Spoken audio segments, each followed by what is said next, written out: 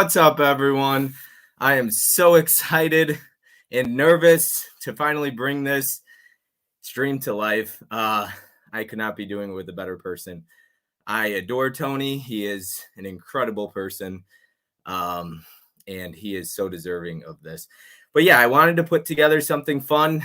I really enjoy the conversations people do, and I wanted to try doing it myself. And so I wanted to make it different and personal.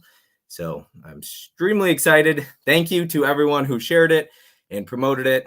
And let me go ahead and get into some things I've got planned. So a couple videos here to start, and then we'll introduce the big guy tonight. So let me go ahead and get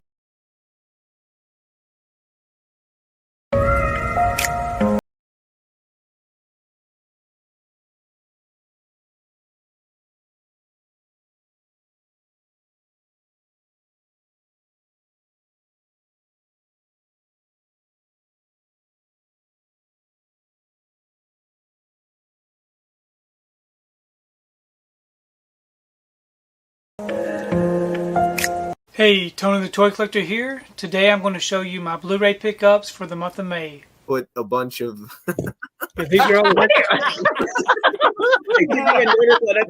these are all the recommendations I've been. What are we doing? We're going to show my honorable mention. Oh my God. This right here is courtesy of I got the Texas Chainsaw Massacre. That's a good one. It's a banger. It's up there with Die Hard. Yo, hold on one second. You realize that is Tim's favorite movie of all time. Favorite movie. I fucking hate that movie, but go on. Yeah, it's just as good as Die Hard as far as giving you the Christmas feels. Yeah. Oh, shut up. And then Tony, we saw poor Tony selling Christmas trees just to buy his Yeah. movies this month. So, you know, What? we ain't even worried It's- about it. Those Christmas trees are my side hustle. So Let me show this one more time. So this right here is just real cheap cardboard. This is the front. This is my fist in the front. Oh, it's painful. Watch. Can't look at it. I can't look It's at it. it's the cheapest piece of cardboard you could ever find, and they stick. Pro video has, but Tony is just extremely pure minded. You don't know that. You don't know what I'm going to pick. Yeah, you're saying all this, and I'm like, no, I know Tony. He's a pervert. You guys don't know the real Tony like I do. The panda. Man, Tony is getting deep over there. The thing about panda is Tony's flexing. Panda. Can you put him on a full screen and have him show it, and then people can take like snapshots of it, like screenshots? Cody's favorite movie of the year, Panda. Do it. Show Panda again. Panda, go panda. There's the panda right there on the Get cover. the shot. Yeah. All right, Tony. My number one pick is actually a Christmas movie. Thank you. That was not for that. I'm just you lying. Yeah. It's Die Hard a Christmas Yeah, movie. well played, Tony. Well yeah, played. I'm not saying it. I'm staying out of that. Oh, no. That's a We're Christmas talking movie. You about see that? Marathon Santa Claus 34. is right on the cover. Yeah, and- Tony, is Die Hard a Christmas movie? We need to know right now. yeah, of course it is. Now listen. Oh, there we go. You had me nervous there for a minute. Yeah. So, anyways, Miracle on 34th Street. This isn't anybody's top number one, but it is mine. Oh my God, this guy pulled What? O. That. Oh my Oh. God, did Tony just pull out O? Wow. Oh, wow. Oh my God. That's my not. God. Oh my God. Hey, what does that say? $5.99 on that? Yeah. Get out of here, Tony. I'll send you the Shut $5.99. up. Yeah, he's got him. Jesus Christ. Wow. Look at you stunting on the hose. That's some coin there, Tony. Is it? Yeah. 45 apiece. For me. I love him. Tony. Yeah. Oh, man. Oh, hang on. I got a dead dick in my house. Hold on. Story of my life right there. Dude. Story of my life. Dead dick. Tony, if you pulled dead dick. Oh, he has it. Nice. Excellent. But where's the slip? Oh, it's bagged. It is a slip. Yeah. Is that the same one Terrell has?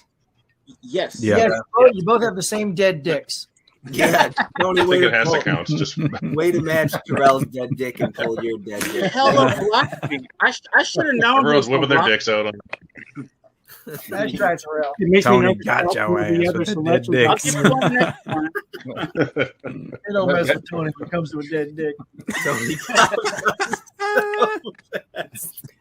It's a very interesting movie. Y'all should see the I'm movie. dying. Dead dick. Check Oh my it out. God, Terrell. If Tony pulled dead dick, I'm gonna die. And he did. And he did. Somebody said Tony- CPR to Caprice. And of course the Shaft one. Oh, You pulled out, Of course, you Tony pulled has a out the shaft. dick. You got pulled shaft out dicks the dead and dick and earlier, groins. and now you're pulling out your shaft. Nice. that's right. Yeah.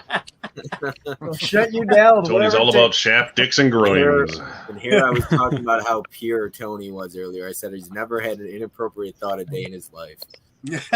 You did say that. It was on the floor, man. Oh my You God! gotta I can't grab believe it. y'all forgot the Hey, show. hey, Ken, they've had their time. I've got to Yeah. Hold on, real quick, Tony. Speaking about recommendations, Ranger games. I watched that for the first time. It was good. I really enjoyed that. That's a really good film. I enjoyed that. What's going on, everyone? I hope you enjoyed the highlight reel. Tony, what's up, man? Yeah. Hey. Did you enjoy the highlight reel? Yeah, man, it's terrible to have to watch yourself on YouTube. But I guess that's what I've been doing for the past 10 years, right? Yep. You know what, man? If there's one thing we can all agree on, and something as I was making that is there's one thing you do, it's make everybody laugh. You That's know? good. I try. I do my best. Yeah. And I've got some other fun things planned tonight, but let me go ahead and catch up on the chat if I can. There's a lot of people here. We got 52 people here. Honestly, so much. Thank you so much. That's awesome. I don't know how great I'll be at this, a little story into how this got started. I'll try not to rant too long here, but KB and also Ken do, their live streams on this and very much inspired me to do something like this. I was planning the Steelbook tournament at one point. I made a group chat, sent a text message in there, and I said, congrats to all you Hall of Fame, physical media collectors. And then I put in parentheses, that should be a real thing. And it was actually Steelbook Obsessed, Jake over at Steelbook Obsessed. Love that guy. He's the one who messaged me directly and said, why don't you do something like that? So he gave me the push, the inspiration to start it. And then I reached out to KB and Ken, and they were like, go for it. So I appreciate everybody who kind of had my back with this. But I'm hoping to have different guests every single time, put as much work into it, and personalize it for everybody. It's just an opportunity to showcase different collectors one-on-one and let them have the night, to them for themselves. So anyways, let's get caught up. So we got Disc-Based Media here. Appreciate you being here. What's up, Bin Busters? Sup, y'all? We got Caprice here. Caprice says, I'm so excited. See what Bob did. He put so much time and love into this. Can't wait. Thank you. Chandler says, hey, Bob and Tony, how are you tonight? Yeah. Tim, appreciate you, man. You were promoting it and last night, and you helped me out here. He put the thumbnail together, so shout out to Tim. Hey, everyone, make sure to hit that like button. Plus, nobody is more fitting for a first episode of this than Tony. Thanks. We got Mel in the house. We got what's Johnny watching here? Caprice. We got Chandler, Ben. Tiana loves movies here. Tiana. We got Tony's movies and more. We got Ken in the house. Fish is also here. Appreciate that. Yep, a few people sent some messages and stuff your way. I got to get into here. We got questions. We got trivia. A little inspiration from Huck there. Delon Movies. Bob, glad to see you out and about again. Thank you. Appreciate it. We got Adrian James in the house. Yeah, we got a lot. Holland Oates is here. Hello, Del. How is Disney? Tiana loves movies, says Del. You are right. We got Sue in the house here. She did a live stream earlier. Yeah, a lot of people. KB's here. Adam the Movie Hunter's here. Everybody's here for you, man. We got Mama Blu-ray. Yep, I'm gonna try and catch up. Otherwise, we'll be here kind of all night here. Dig in the background, Bob. That's all Tim. Yep. Heroic Waffles. Hey, everyone. Hope everyone's having a good night. Adrian, that horror dude. Mel's always laughing. Yep. It would be really easy to put together a reel of Mel's laughs, wouldn't it? Is that first or second one? Not sure what that is asking there. That horror dude says, hey, Ken. Derek's in the house. What's Johnny watching now? If there's a Pickatoni needed, it needs to be one where he is proudly holding Panda go Panda. That one was sent to me by Fish last night, Reindeer Games. So yeah, Fish had my back on that one. We got Dell on Movies, says Bob, I will never live Reindeer Games down. Nope. Thought it was fitting to put in there. We got Planet Mondo in the house. Appreciate you being here, man. Coco Dutch, she'll be live tomorrow on her channel. So go subscribe to Brian Goes Blue. They got the Lost Girls stream tomorrow. Tony, I know you watched it 2 weeks ago, right? When they did their launch, right? Yes, I did. What a great stream. We almost broke the internet. They probably will soon. We got My Killer Podcast. What's up, Side Hustle? And Sean in the house. Hello, Bob and Tony and Helen. All right. So I'm caught up a little bit. Sorry if I missed anybody. But we're going to go ahead and get into our first video here. This is somebody I reached out to several people, asked them to film a video for me, personalizing it for you. But this one is nominating you officially into the Hall of Fame. So let's let it play. Tony. And I'm not talking about the R&B group. I'm talking about Tony from Basement Blues. What's up, dudes and dudettes? My name's Cody, and I'm just a dude who loves movies. And today I want to talk to you guys about Tony from Basement Blues. We all know Tony, the guy with the basement full of physical media goodies. We all want to go there. It's like the Disneyland for us collectors and us blue tubers. He has inspired so many people like myself, Mel from My Killer Podcast, Ken from Mid-Level Media, Bob from Bob's Blu-ray, just to name a small few. He is the nicest guy that you will ever meet. And he deserves this award more than anybody I know. You can call him Tony Baloney Gumdrops, Tone Bone the Barbarian, or Tone Loke the Basement Bulldog. Hoo, hoo, hoo. But most of you will call him, first, a friend. And I am very thankful and honored to have that privilege to call him my friend and to induct him into the Physical Media Collectors Hall of Fame. So put your hands together for Tony of Basement Blues. Very nice. Thanks, Cody. Congrats, man. Congrats. Welcome. You're the first one. Got nice. It? Speak. Yeah, kind of embarrassing for me, but yeah, that's very nice. Nice words. Yeah, man, that was great. When he sent me that and he did the ooh, ooh, ooh, I was dying. I was cracking up. Everybody's videos was just great, and I can't wait to get into it and show you and everything like that. But let's kind of go ahead and get into some questions here that were asked on Instagram. Let me make sure I got all these here. So I got so much stuff here. All right, so first question comes from Caprice over at Bring Me Draculina Havoc 17. If you could save only one thing from your collection in an emergency, what would it be and why? Yeah, probably my Disney Treasure DVD set. Just because those are way out of print, and the Disney Treasures line is very important to me as far as my childhood and what I grew up watching. So I think I would save those. Those are probably my most prized possessions. Are they close by? Or are they hard? Yeah, they're on the very top shelf in case the basement ever gets flooded out. Yeah, you got to do that. I get it. Keep them off. What's up? I said I have to keep them off from. I've never seen them. What are they like? Are they? You've never seen the Disney Treasures? No, I don't know which ones you're talking. They all came in these silver tins, kind of like what these new Disney 100 things are that people are hating on so much, but they're just classic Mickey cartoons, Donald Duck, Goofy. It's got some classic Mickey Mouse Club shorts, just things that I grew up on. Nice. Yeah, for sure. When did you get those? They released 3 every single year for, I want to say 5 years. And once they were sold out, they were gone. So I've had them since they were being released. Nice. That's awesome. That's nice to hold on to things like that. We were talking about this No, we were talking about it actually on Monday night in the stream. We were talking about selling off movies and how I had used to have video game collection, right? And some video games go for like $150+ now, you know.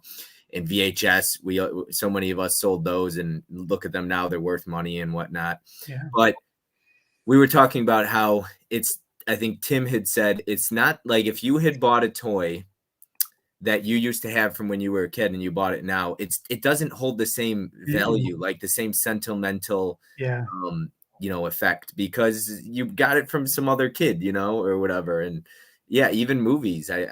I bought so many movies back. That's why when people tell me to sell stuff, I'm like, I'm not selling anymore. And that's the thing about it, is you don't really realize what you're letting go of until later when it's too late. And a lot of people do repurchase and buy things back, but it doesn't have the same sentimental value. And it's so much more money. You're like, think about that money. I mean, because most things, if you're a scalper, you're trying to make money on the market. It's so hard to predict a market of movies. You can't. Like, some things you might be like, okay, I know this is going to sell out. I'm going to buy multiple copies and try and scalp or whatever. But some things you're going to get bit in the ass on. Like if you bought the old steel book, remember they couldn't give those away. Some things just don't sell. So yeah, some things you're going to lose money on. It's hard. That's why I don't sell. People are like, you got the same Blu-ray, same 4K case. Why don't you sell that Blu-ray? And I'm like, I've sold so much stuff in the past. I can't just get rid of stuff anymore. It's so hard for me to do. Right. And then there's things that I have in the collection, like the in your intro video where I showed the O Blu-ray. I think it's been out of print. I paid $5.99 for it. If I wanted to, I guess I could have sold that and made some money off of it, but I don't want to let anything go. I want to hold on to it, keep it in the collection. Exactly. And that was cool. I mean, you entertained all five of us, like jumped to the screen like, what? He got that? I've actually opened it up and watched it since that stream too. I really enjoyed it. It's a good movie. It's really dark. Yeah, it really is dark. Yeah, I enjoy O, and it's hard to find on Blu-ray because if you search O Blu-ray, yeah, it is hard. It's impossible to find. It's just the word O. So I'll try to put quotes in there, and it's really hard. I found it, but at like $90, $100. But yeah, I want to rewatch that one really bad because I remember seeing it in theaters.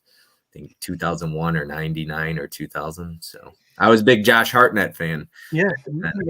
Yeah, he was kind of my go-to for movies.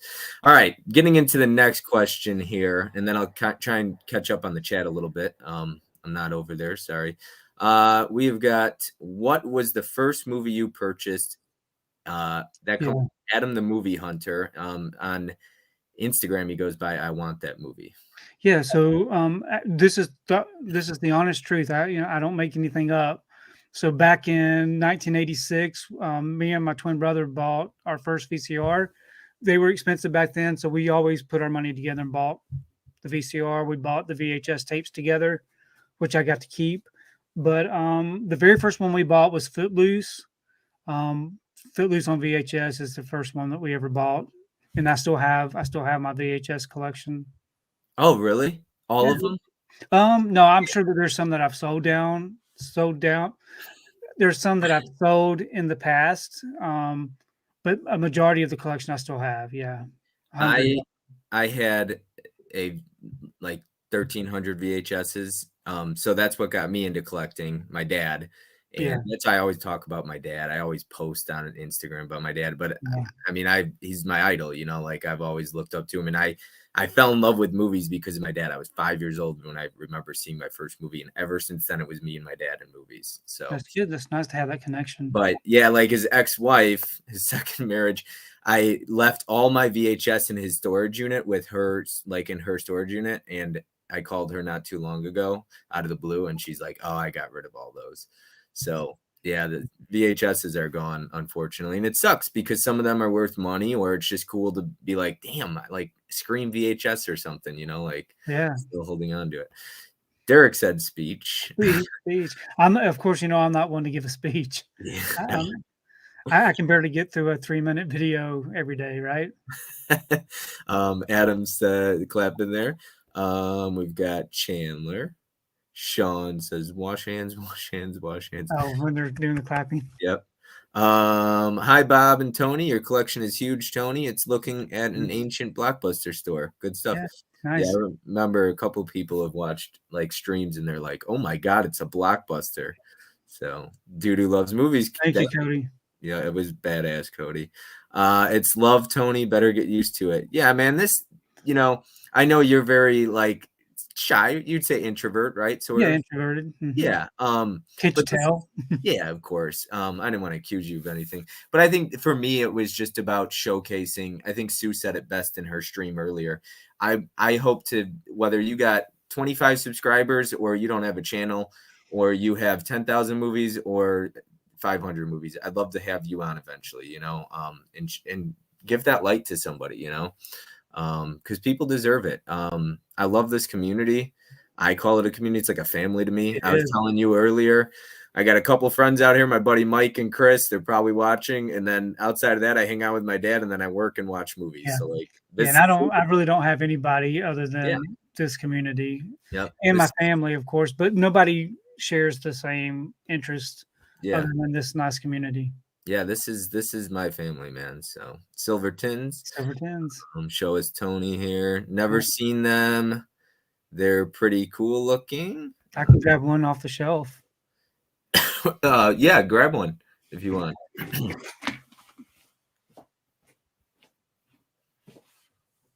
Gotta love I remember, Tony, when I said that your chair looks comfortable and you said it's not. So, of course, I have all the tins put away because just to keep them from getting dented up and stuff. But it comes with these little silver cases.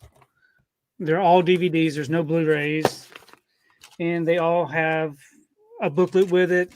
Some of them actually come with like a fake Disneyland ticket, ride tickets, pins, collectibles. This right here is pretty much a plain one, but this right here has got the Mickey Mouse Club Presents Annette, which was a short that they would play on certain days during the week.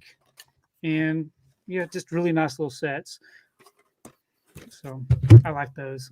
And that's why I would never want to get rid of these. Yeah, absolutely. 100%. Michael says, Tony, what horror movie 4K do you watch on a regular basis? Typically, I don't really. I've got so many movies. I do watch a movie every single day. I really focus on the horror movies throughout October.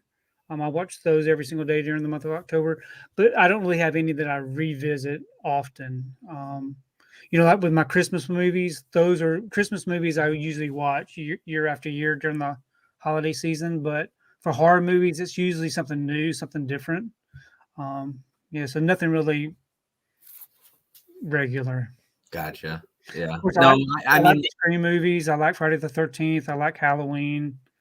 I've been going through my collection here. This is actually my movie room behind me, just a tad bit into it.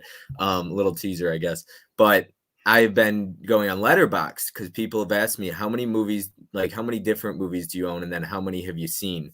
And I have wanted to really find out how many titles I own versus what Blu-ray.com says. And so I went on Letterboxd. I'm almost done. I got like 2 shelves left. It's been a long process, but I've so far I got like 2,400 different titles, and I'm hoping to have like 2,700 because I probably got like 1,000 duplicates, triples, quadruples, but and I've probably only seen 50% of them. Oh, wow. Yeah, so I've got a lot to watch, and that's why I don't rewatch a ton of stuff, because there's so much to watch for the first time. So there's only certain movies that I really rewatch often, but I do try to watch something new every single day. Yeah, exactly. Like my Shout Select collection, we were talking about that yesterday. I got like 120 of them or something. I don't know. I've probably only seen 30 of them, so there's probably 90 I need to watch. Is out of print as fuck. Yep, exactly. The Disney Treasures are the OG steals. Yeah. When they were like $100. Yeah. Back when, is a fun one. Wait, Tony has a twin. Yeah, so let's get into Tony's twin here. Let me pull this up here. So take a look right there at Tony's twin. Yeah, Tim's a big Star Wars collector.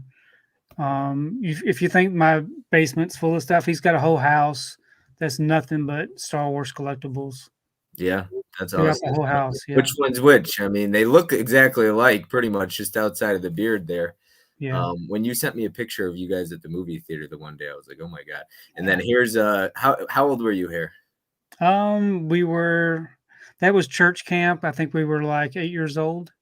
8 years old. And pretty much little idiots, it looks like. Which one is you right I'm here? the one on the left with the Georgia Bulldogs shirt. Okay, the one on the left. Look at that. Yeah. I'm sure the comment section right now is some stuff to say about those, right? I got to catch up here. Let me try and catch up on the chat. Laugh Out Loud, Holland. All those Echo Bridge Miramax Blu-rays are rare. I want My Boss's Daughter and Duplex double feature, but that's rare as well. Yeah, I really want My Boss's Daughter. That movie's super slept on, but dude, Ashton Kutcher, like it maybe didn't age the best, but My Boss's Daughter cracks me up so much. I'm with Brian. Convicted Cinephile. I remember coming out when I worked at the theater. Yep, nice first purchase, Tony. VHS is where it started. Yes. Yep, I did too. I think a lot of us did. No, Mizzy, you're right on time, man. If you missed the kind of highlight reel, Tony might want to check that out. Couldn't not miss the live stream. What's up, everyone? Final Round Films. Thanks for being here. Planet Mondo. Tony's a good dude. I haven't had much interaction with him, but you can tell he's genuinely a good guy. Thanks, Planet Mondo. Yep. And he's got a great channel, Planet Mondo. I don't know if you've ever checked out his channel. Awesome stuff over there.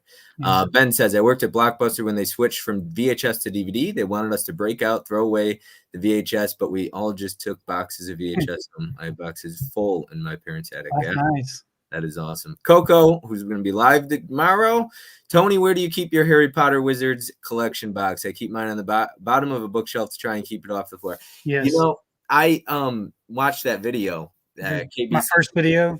Yeah, yeah. I was gonna put it in the highlight reel, but I didn't. It was just like I didn't know how it fit. Yeah, there was nothing. It was just my hands. Yeah, it was just your hands, and I was like, I could, but it didn't. I didn't feel like it fit. And then so I just stuck with that. But where do you have it? Yeah, so actually that is at my twin's house. He's got the big Harry Potter box set just because I didn't have space down here to keep it, other than putting it on the floor or somewhere lower, because it's a really big, huge box, and it would not fit on any of these thin shelves. So he's actually got it at his house. He's been watching those movies. I have a nightmare story for you. Yesterday, I'm sitting on the couch, and right behind me, I have my steel books, and I have Tim's not going to like the sounds of this. I have the 6 film Jurassic Park steelbook set from Zavi, and it's sitting on the top, like right up there, but out in the living room. And it doesn't quite fit that well on these shelves. It's been on there for weeks, probably a month or so now since I moved in, and it fell on the floor last night. No. It knocked over a couple steelbooks on the way down, and I was freaking out, and I looked at it, and it's still sealed, so. Yeah, mine are on the top shelf also. All of those big 10 sets that have all the steelbooks in them are all up above my head. So to be careful, I figured what I'll do is I'll put the Jurassic Park one on top of the other ones, and then it'll fit better. But it fell right over. I don't even know why I didn't touch the shelf or anything, but. Yeah, that was a nightmare. And I know Tim's not going to like that one. I love that Tony's a Disney lover. I am too. And it's nice to see a copy of that vintage Disney. Yes, I love the Disney stuff. Tim says, I fall into the rewatch rabbit hole so often. Sometimes it's just comforting to watch something you know you like. Yeah. Derek says, cute. Tiny Tony. Yeah. Coco, oh my gosh, I love that. The nostalgia. My dad is also twin, but fraternal. Baby Tony, Mel says. Tony might me a geek, but Tim is a dork. Sue says, I love those pictures. Max Thunderdome. Either one of you guys ever had a disc in your collection that become a victim of disc rot? No, I've never. No, I haven't, and I get that question a lot just because all my stuff's down here in the basement. But I have honestly never had any issues with mold or disc rot or anything. And I don't know if it's because I keep everything in those plastic turkey bags, as people like to call them. But I've never had any issues with that. Thank goodness. Why are they called turkey bags? Well, because people put turkeys in bags to cook them, or I don't know what the story is behind that. Maybe Mel knows or Garrett. Yeah, Mel might know. Yeah, Mel might know. Yeah, I don't think you would cook a turkey in a bag though, so there's got to be another reason. I've never had the rust on my steel books yet either. Yeah, I own one from somebody that's like sold me a package. He just sent me a ton on Instagram, and I think there's rust on one of the ones he sent me, but it's came with it like 80 other steel books. But I have seen on like Google, video games seem to get the rusting a little bit more. Those video game steel books, I don't know if they're made differently, but yeah, I'm with you. I don't know. I mean, if you take care of it, I guess if you're not in a humid climate, room temperature or whatever. So, yeah. Mama Blu-ray says she cooks turkey in a bag. Okay, so that is a thing, huh? I eat turkey. I just don't cook turkey. Yeah, we cook our turkey in a bag. Okay. Mel was the first person I heard call them turkey bags. Yeah, probably her and Garrett. Starships of Greatness. Yeah, I got some people in here for the first time I've never really seen her. I haven't been live in, I don't know, a month and a half or 2 months. Star Trek movies in 4K. I've got the Star Trek movies in 4K. Yeah, are you going to be getting the new ones too as well? Yes. Gotcha. Mel says, Joe Martinez told me they were called turkey bags, so maybe he knows. Yes. Just keep this going in a circle, find out. Somebody knows. It's best to cook a whole turkey in a bag if in the oven. All right, so speaking of Mel here, I've got a video that Mel sent me. Let's get into that one. Ayo, what's up, killers? It is your final girl Mel coming at you from my killer podcast, and today we are celebrating a legend. Today we're going to be celebrating Tony from Basement Blues, the man, the myth, the legend. And nobody else deserves this honor more than Tony. The man lives and breathes collecting. He goes to work and he comes right home and bags his Blu-rays. I am humbled and honored to be able to call Tony a friend. There are not many collectors out there that have a collection quite like his, and I have learned a great deal from Basement Blues. But all you really need to know about Tony is he is super awesome, humble, chill dude with a big ol' collection. Tony, stay killer, my man. Bob, thank you so much for having me on and letting me say my piece. Everyone out there, have a killer day. Thanks, Mel. That's very nice. Yep. Yeah, it was great. All these people I reached out to, everybody I reached out to, and there could have been 100 people. It's so hard. So if I didn't reach out to you and you're thinking, oh, why didn't you have me make a video for Tony? Understand, I am going to need people to make videos for other people's streams on here. So, and if I had 20 people make a video, it would have been difficult to do it again and, so on and so forth. But thank you so much to everybody who did. Mel, that was awesome. It's very nice. And so the funny thing is Mel was one of the first people I was like, I got to reach out to because you are the first person she watched on YouTube, right? Yeah, I'm sorry about that, but it's nice to know that somebody was watching some of my older videos. Yeah, it sounds like I got to definitely get that. Okay, it's best to cook a whole turkey in a bag if in the oven. Brian Goes Blue says, I call them crinkling sound of protection. Yes, he likes that sound. Keeps the turkey moist if cooked in a bag. Love the setup behind you, Bob. Thanks a lot, Chris. Stops it from drying. Turkey bags. Turkey bags is a really big topic tonight, isn't it? I've cooked chicken in a bag. Oh, Mel. Tiana's great. Everybody loves her. Yes, she is. Mama Blu-ray, that's right, Gus. Gus says, Jimbo Power. Melon, she is repping Don't Tell Mom the Babysitter's Dead. Hell yeah. That is such a good one. Needs a Blu-ray. Great stuff, Mel. Gus, Jim says, yay, Mel. Tony will never stop collecting. Nope. Can't do that. Haha, you are the man, Tony, Mel says. Sue says, that's my girl, Mel. Huck says, that was great, Mel. Mizzy, great job, Mel. Video Gizmo says, Tony's the man. Yeah, I'm glad to see Gizmo's back again, right? Right. Thank you so much for telling me about that whole thing. And I had to go in and check my blocked stuff. Well said, Mel. Bring that turkey for 24 hours. Brine that turkey for 24 hours and baste it every hour on the Gus, and you can skip the bag. Haha, thanks, everyone. Tony has inspired a lot of us. That is absolutely true. Honestly, that couldn't be more true. Great clip, Mel. Let's just turn this stream into a turkey cooking stream. I need all your turkey recipes, Fish says. Great video, Mel. Huck says, Tony, have you ever considered putting those frame type shelves down the center behind you? It would really feel like a blockbuster then. Yeah, I have thought about that, but I do have plans. So hopefully soon you'll see a little bit of changes in the rooms. All right, and we're going to get into that in a minute. Tony was the third I watched. How many Star Wars movies did he see with the twin in theaters? Every one of them. Awesome. That is a cool memory. Every Star Wars movies we've seen together. That is awesome. Even the bad ones. Tony is the Ric Flair of physical media world. All right. Let's keep this going here. So next question comes from Bin Buster. What got you collecting every version of a movie?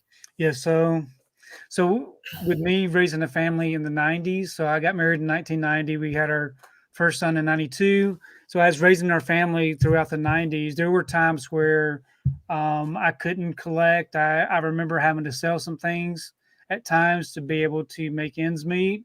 And some of that would be some of my collectibles and my collection, some VHS tapes, some DVDs and such. So whenever I got to the point where my kids were grown and I was able to afford to not have to sell things to get by, I decided that I was going to buy all that I wanted to buy. I didn't have any responsibilities to have to worry about where my money was going. And if they put a different slipcover on a particular title, well, if I wanted to not have to worry about choosing which one I wanted, I just decided I would just get all of them. And so since then, I've been able to do that for the past few years. It's nothing that I've been doing forever, but lately I do that quite often. Yeah, I think I got a count. I think I've got Top Gun like 8 times in my collection, and I actually counted the other day, and I've got Tim's favorite movie, the Texas Chainsaw Massacre. I think I've got it 8 times in the collection. And then I'm fixing to get some more, right? Because we get the 4K release coming up soon. Speaking of Tim's favorite movie being Texas Chainsaw Massacre, let's So a Hall of Fame for physical media collectors. I can't honestly think of anybody more fitting to be inducted first than Tony. He is, to me, essentially the pinnacle of what it means to be a collector. He's one of the nicest, most genuine people in this community. And if we were full of a bunch of Tonys in the community, we would be in an amazing place. He will always hop on streams with people because he just loves talking movies. He will help you in any possible way. You message him about something, he will help you. Honestly, one of the nicest guys you could possibly talk to. So, congratulations, Tony. You definitely deserve it. Here's to many more years of collecting and interacting with you because you are an awesome guy. Thanks, Tim. I appreciate that. Yep. Yeah, here's another one. Favorite movie, Texas Chainsaw Massacre. I'm surprised he didn't say that. Yeah. I love, dude, like, not to, because this isn't about Tim, but when I was going through the highlight reel to do for you, when I have Tim on here, I could have a 30-minute highlight reel of Tim. Yeah. It is, and it would be so easy. I could not stop laughing at everything that came out of Tim's mouth on these streams. Yeah, he gets real passionate about what he wants to talk about. And like some of them, when he starts talking about I was on one and he was like, I love titties. What do you want from me? It's just so funny. Like, Tim just cracks me up, man. Oh, geez. Laugh out loud. Good idea. Huck. Tony just wanted to stop in and say, I respect the shit out of you and your collecting. You are the benchmark of greatness for all of us collectors. Thanks, Jim. Jim, that was very nice. Yeah, no, he's right. Honestly, everybody who said it couldn't be more correct. And the whole collecting, different artwork, a lot of, people will call us artwork collectors or whatever, but yeah, package collectors. Package collectors, yeah. I'll say this. Helen says, woo, Video Gizmo, I must jump off and dig into work. Keep your pants on and your nipples hard. Poop, poop. Oh, my goodness. I love when Tony does his monthly collection updates. He shows off like 200 titles in less than 10 minutes. It's outstanding. Yes. Tony, Western Gators. Wearing Gators right now. I'm wearing Gators right now. Gotcha. Okay. Mizzy says, Tony, I hope your collection is insured. I hope it is too. Mid-level media. Those are goals right there, Brian. Jim Powers, you can deep fry a turkey too. Use peanut oil. It has a low smoke point and tons of flavor. Jim Powers says, Timmy, that horror dude. How many copies of A Wrinkle in Time you got, Tony? 2. You had like 13 copies of Top Gun. Three, and that movie's probably one of the worst movies I've ever seen. Jeez. Timmy Titties. Triple T. Delon Movies. Glad to see Tim take a break from talking titties. Mama Blu-ray titties. Look at that. Huck's Pop Culture Cafe. Get it, Tim. Sue says, yay, Tim. T to the third power, Jim says. Derek, Tim loves streams. He does. There's a couple people who definitely love doing streams. Tim talks Tony's. What's up? Tim talks Tony's. Yep. Or Tony's. Yep. Tim loves statues. Fish says, laugh out loud, Mama Blu-ray. Let tits now. Coco says. My Killer Podcast. Haha, that's hilarious. Dude who loves movies. Holland Oates. I need a 3-hour compilation of Tim saying yay movies. Yeah, you could do that. Because I love I live vicariously through Tony. I have 8 copies of Top Gun. Yep, he was struggling with that one there. All right. And Dennis says Tony the GOAT. All right. So next question. What's the one movie that made you want to start collecting physical media? Sue asks. Yeah.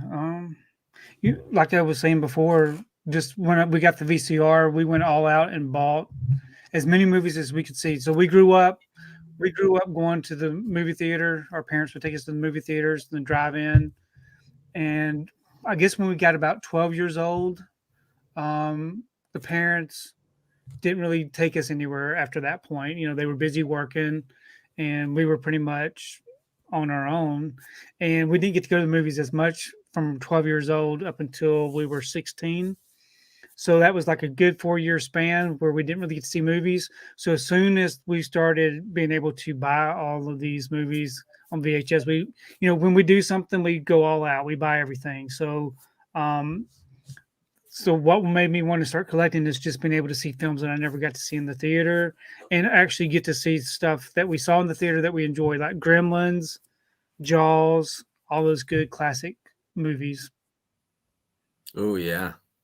I didn't see Gremlins until I was older. Like Goonies, I didn't watch it until I was older. There's so many movies, and I feel like when you see a movie, definitely makes a difference. Yeah, because there's no nostalgia. Yeah, so like when someone says Gremlins, I can remember the exact time and where I saw Gremlins at, who was with me. When you say, who'd you see it with? Who did I see Gremlins with? Sonia was with me when we went and saw Gremlins. We weren't even dating at that time. We were just friends. Our whole church group went and saw Gremlins. When we went and saw Beetlejuice, I remember driving all the way to Tennessee to go see it because all the theaters near us was sold out.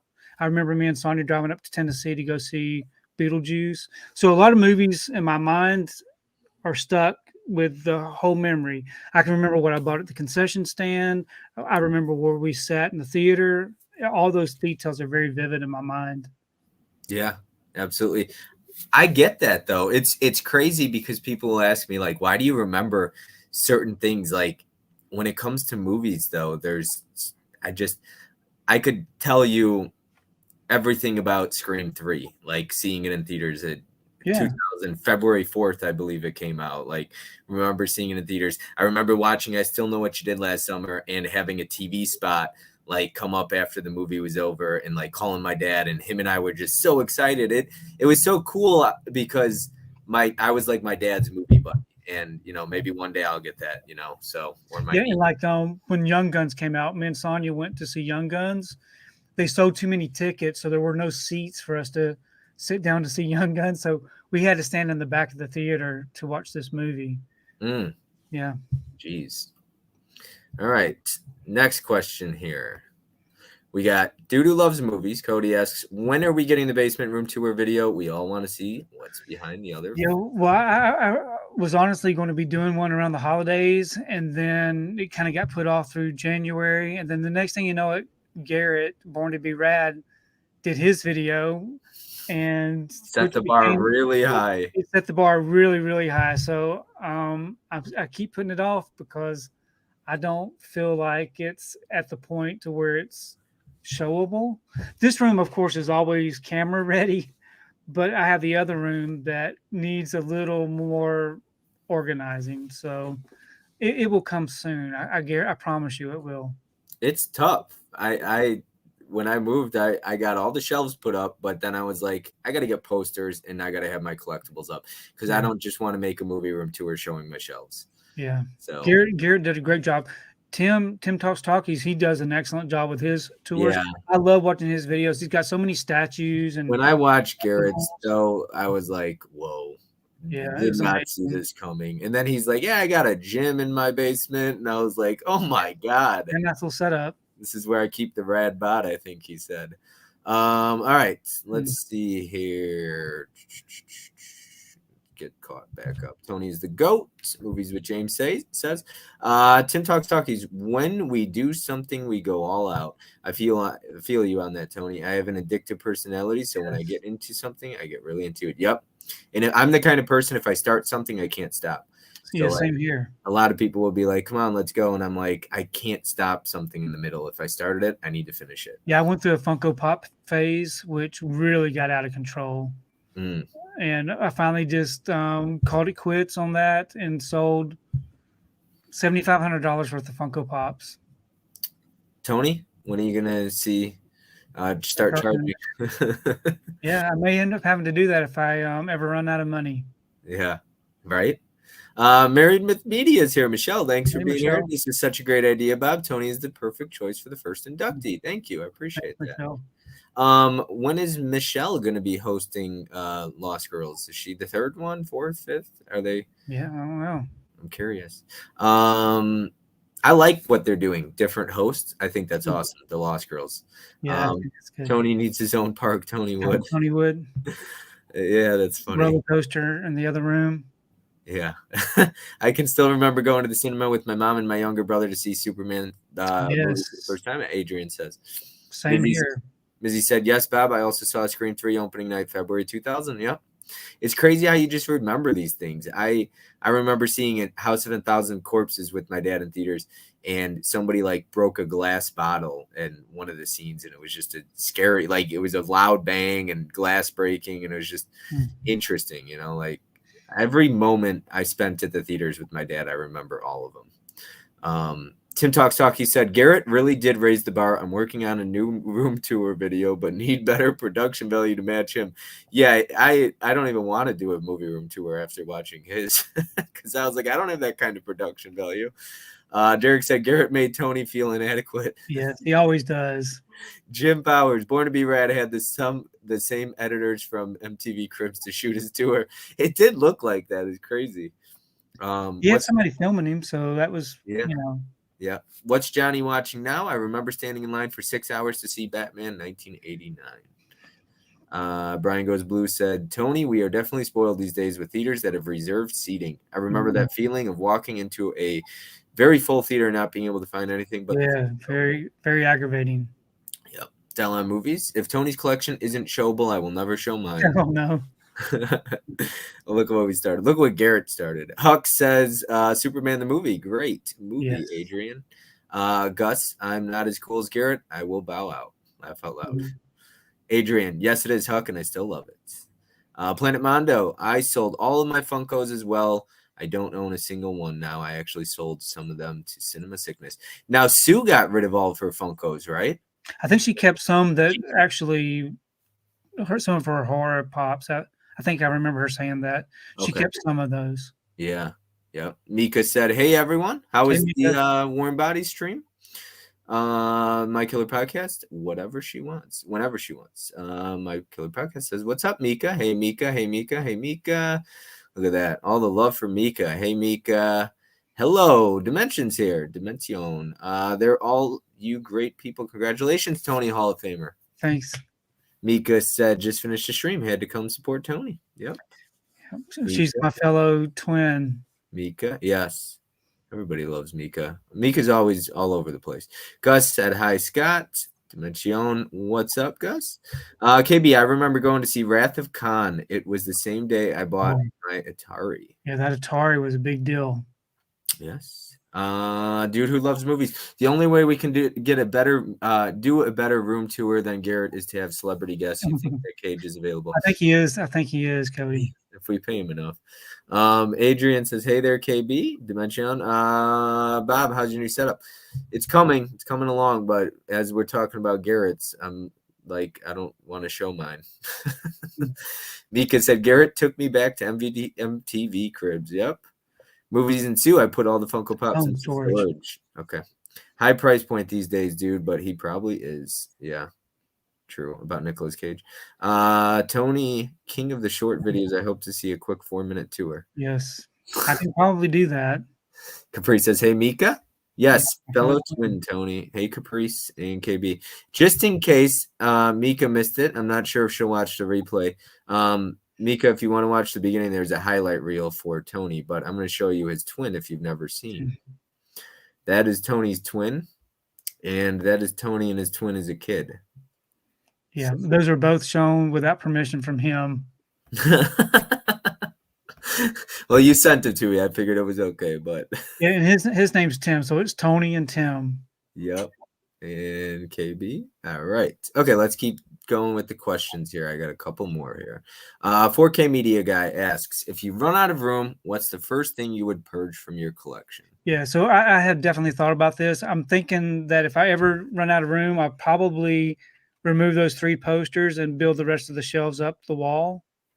I wanted to keep the posters for as long as I could because it does give it more of a theater type atmosphere or video store atmosphere. So I would probably just build more shelves because those are all 2x4s that I built up on the wall and painted stained black. Now, do you always, when you're by yourself, like if it's not a stream, do you have a TV in like the other room or the sofa or something? The theater's in the other room. Okay, gotcha. And you'll see that eventually. Yeah, eventually. Yep. Last question. I put out ask me anything, but ask Tony anything on Instagram. This was the last question asked. Steve says, "What do you do for a living?" Yeah, so I've actually been on my job for 25 years, and I work in the school system here where I live, and I work in technology services. Before the 25 years, I worked for Walmart. I started Walmart when I was in high school back in 1985, and worked there up through when my youngest son was born. My youngest son was born in 95, so I worked there for 10 years before I went with the school system. Okay, gotcha. I know some people keep it very just movies. Some people don't want to talk about their living. I worked in video stores in my high school years. I worked at video stores. I worked at the mall, the Great American Chocolate Chip Cookie Company. I've always worked somewhere. So I've been making my own money since I was 14 years old. Okay. Yeah, I've been working since I was about 15. Let's see here. I will definitely be watching the replay. Cody says, "Where's the pic of Prison Tony?" Yeah, you have to get with Ken for that. Yeah, I didn't add that one. I don't think. I appreciate it, Bob. Mika said our mom did the same initials for everything as well, Tony. Yes. Adrian, how did you come up with the name Basement Blues? That's a good question. So my name back in the AOL days, I created my AOL account back in 1993, and my name was Toy Collector. So with Toy Collector, I kept that name all the way up through this recent pandemic. And I'm thinking, I don't really collect the toys anymore. And I thought, well, what would be more fitting? I collect Blu-rays, and I'm in the basement. So I came up with Basement Blues. It makes sense. That's why I wanted to add the Toy Collector as your first video in the highlight reel. Tony, no, not the posters. Yeah, believe me, I don't want to get rid of anything, but if it ever came to that, I would have to do something with the posters. Mika's got a good question. Tony, do you have a favorite genre of film? I like dramas the most. because I grew up watching more dramas. But I honestly, I love every type of film. Yeah. I'd say, like, for me, horror is one of my favorite genres, but I think dramas cover a bigger landscape Yeah. for me, and they mean more because, like, a drama will make me cry, Right. or get emotional, or make me relate to a movie, right? Yeah, I really like the films that make you feel some sort of emotion. Like Creed or Rocky, like, inspire you, right? Like, Yeah, definitely. they should leave you inspired, you know? Right. Sports movies, things like that. Romantic movie might make you feel a certain way. I'll take your posters, Tony. Derek says. Gus, teacher basement Tony, my 4K player ate my homework. That's funny. Holland says, Tony, any Walmart secret tips? Don't work for Walmart. Don't work for Walmart. Yeah, I've worked for Walmart before when I was 20 or 21. Ken says, I had to delete that from the records per Tony's request. Yes, that picture. The prison picture. And then the picture was actually, to me, it was an okay looking picture, but it was manipulated in a way that just surprised me last night to see my picture come up sideways and cropped and in a weird position. It just, it was just surprising. That's funny. Gus said Tony needs to give Bob tips on how to buy Walmart slipcovers without being caught at the checkout. Is he saying take them without? What's Johnny watching now? Says, say it ain't so, Ken. Cody said, ha ha ha, mid-level media. That horror dude. Tony, what's your favorite horror movie? I know that question is hard. Yeah, I think Friday the 13th would be my favorite. I remember seeing I saw all the Friday the 13th movies in the theater, and I have the fondest memories of those. Ooh, this is a good question. I mean, it's maybe hypothetical, but how much would somebody have to pony up to buy that whole room, media, posters, and all? Yeah, it would be a lot. I do track every single thing that you see on my shelves are all tracked in the database. I know exactly where I purchased them, the day I purchased them, how much money I spent. If it went on sale, I made a notation of if I bought it on sale or not. So that is kind of my record keeping of everything that I have down here in the basement. And I would honestly not want to know what that number is because it might be pretty overwhelming. Yeah. Yeah. Mama Blu-ray says, hit the likes and be sure you're subbed. Thank you.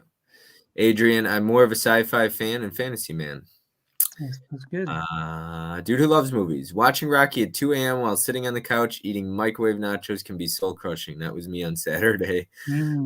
Cody's hilarious. Mika, Tony and I are both big fans of the Color Purple, one of my favorite films of all time. What are your thoughts on the upcoming remake? I feel they don't need to do it. They do not need to do it, but I am anxious to see how it turns out. I love the Color Purple. When it came out back in 1987, I believe, I saw it twice in the same day. Bought the soundtrack. It's got a wonderful soundtrack. It's just a really good movie.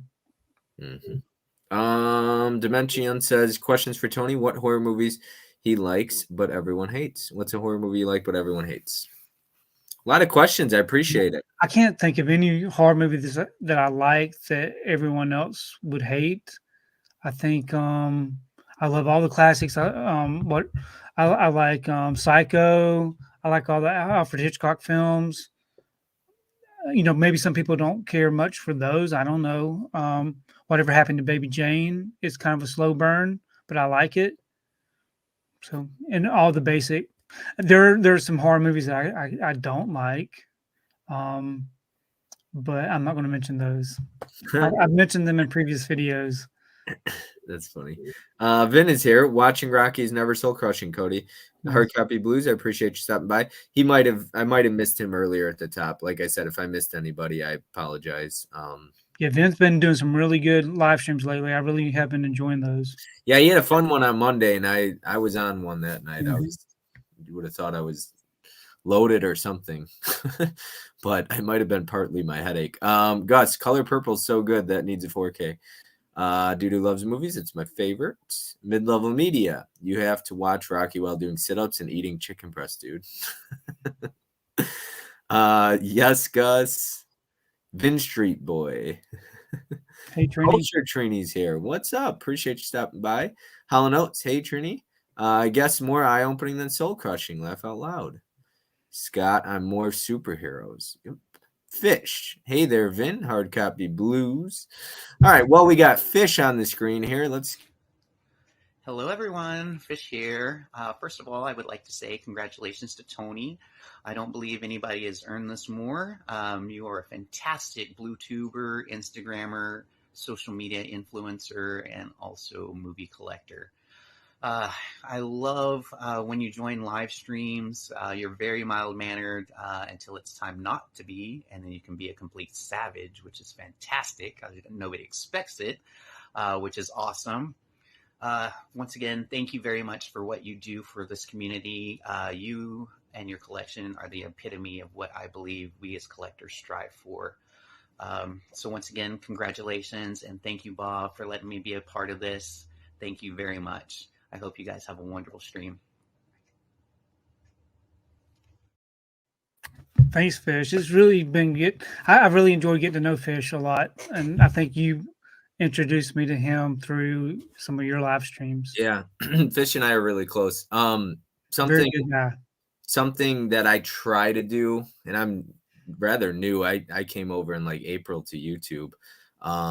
But I try to have different people that nobody's ever seen before on my streams. I want certain people that have great collections that are really close friends of mine that nobody else knows who they are. Give them the opportunity, a spotlight like this, So, week one, but maybe week two, somebody nobody else has ever heard of. You know what I mean? Yeah, I love meeting new people. The community's got so many great collectors in it. And it seems like we meet someone new every single week. So I think it's great.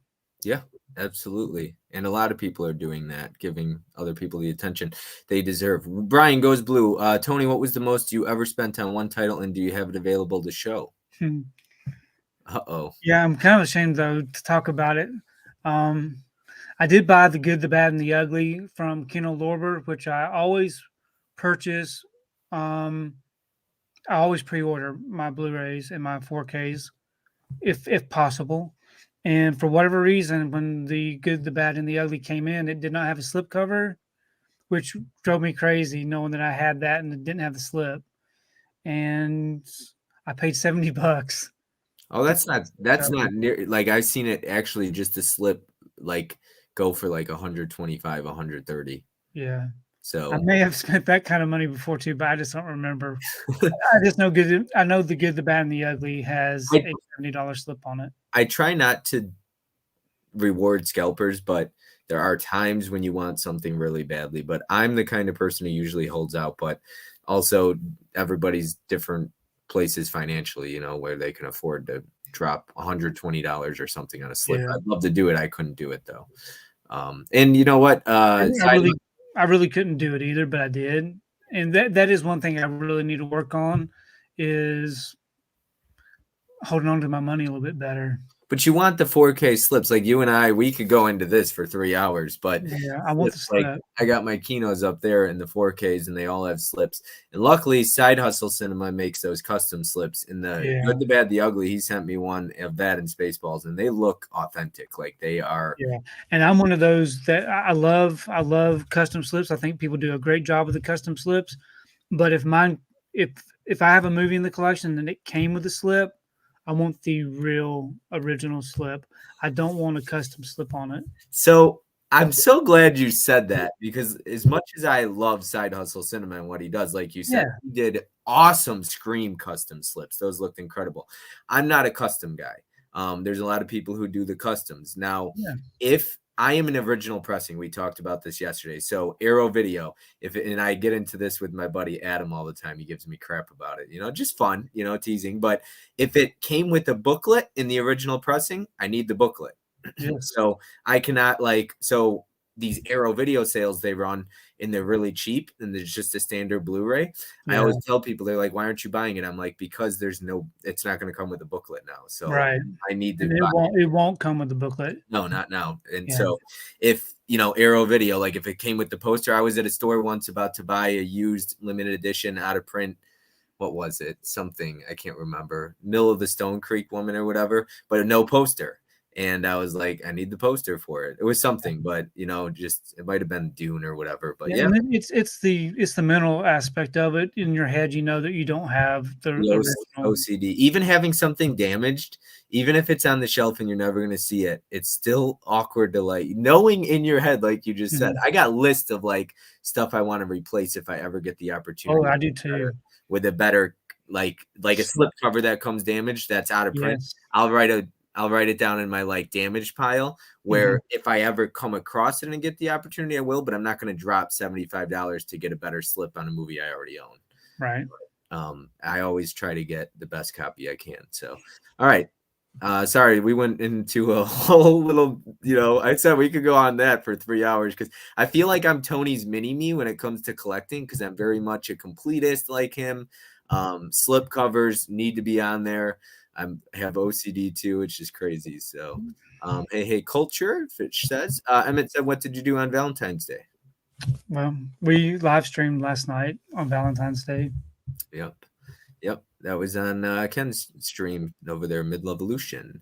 The number would be scary, Tony. I watched a statue guy who added up his whole statue room, and it was over $100,000 or just that. Yeah. I'm almost certain that you probably... I could buy a house. Multiple 100,000, a few 100,000 you have worth in your basement. Yeah, it's a lot. And the fact that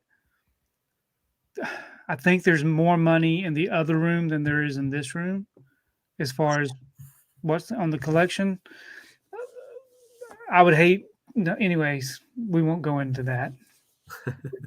Delon Movie says my collection spreadsheet has a lot of info, but not the price I paid. That's impressive, Tony. It's funny. I had this conversation with my mom when I was getting my apartment, and she's like, how much you're paying for rent, you could pay in a mortgage. Like I pay less for I pay the same amount in mortgage that you're paying for your rent. I was like, look, it's just me. I'm single, right? I don't want to. And she's like, you could probably sell your entire collection and have a really nice down payment on a house. And I was like, I don't buy my movies to sell them. Like, you know what I mean? And if I didn't have movies, I could easily get like a studio apartment, and pay less. But I love having movies in here.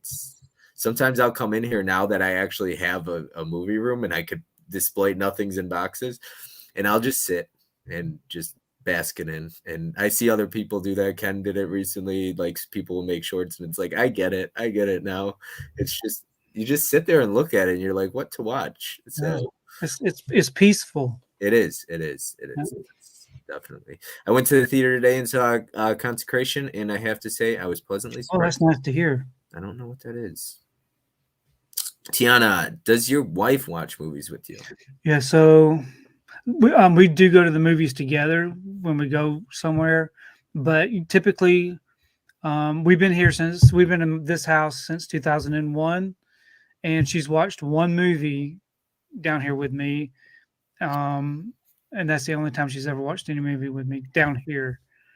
She has her TV and everything upstairs. We have a whole upstairs with TVs and everything that you could ever imagine, and that's where she stays.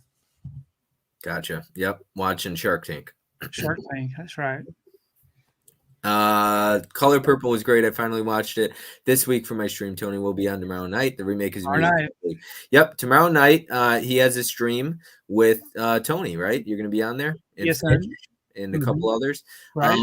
So yeah, there's 2 streams. You're gonna have to do what Tiana does. This one right here. She has 2 movie TVs in her living room. So she'll probably have Derek on one TV and Coco and the Lost Girls on one TV as well. But yeah, you gotta stream back and forth between the Lost Girls and Derek tomorrow, or watch the replay on one, or probably do what I do, which is go back and forth because I just do it on my phone. I'm usually working anyway. Yeah, whatever happened to Baby Jane is a good one. Yep. Hey Holland, hey Fish. That's impressive how you cataloged all of your titles. That's dedication and organization, 2 of my weaker traits. Yeah, very organized, as you can tell. Yeah, so this is what I mean, Tony. Like, I don't know if you have lists for things. Like, I'm telling you, man, I'm like your long lost son or something. You saw my sticky notes that I had on that one episode? Yeah. Those were truly for me to be able to purchase those titles. I went through. Okay, this is probably going to make some people think I'm a nutcase, which they probably already do, so it's all good. But I went through my entire collection and all the labels. So I separated all boutique labels and stuff like that. That's how I have it set up. And I went through and I was like, okay, which labels do I want to like complete or try to be a completionist on? And I went through some and I was like, okay, I'm never going to try and complete all those. But there was a lot where it's like, I definitely really like 90% of their titles and I'm almost complete on all their stuff. Are you like that at all with some of your labels or anything like that where you're like, you know what, I might as well just complete them all? Yeah, I've definitely done that with, when we talk about Panda Go Panda, that's a G Kids title that Shout Factory puts out. I've got all of the G Kids editions. I will probably never watch Panda Go Panda that I can think of, but I've got all of the other ones, and I don't want to stop not having them all. Maybe one of these days I'll watch it, but so that's why some of those monthly roundtables that we have, I pull out some really obscure title.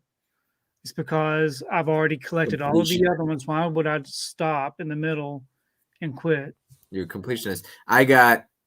Maybe some people are about to say that's actually a good title, which one I'm about to say. But Plague Dogs. I don't think I'll ever watch that.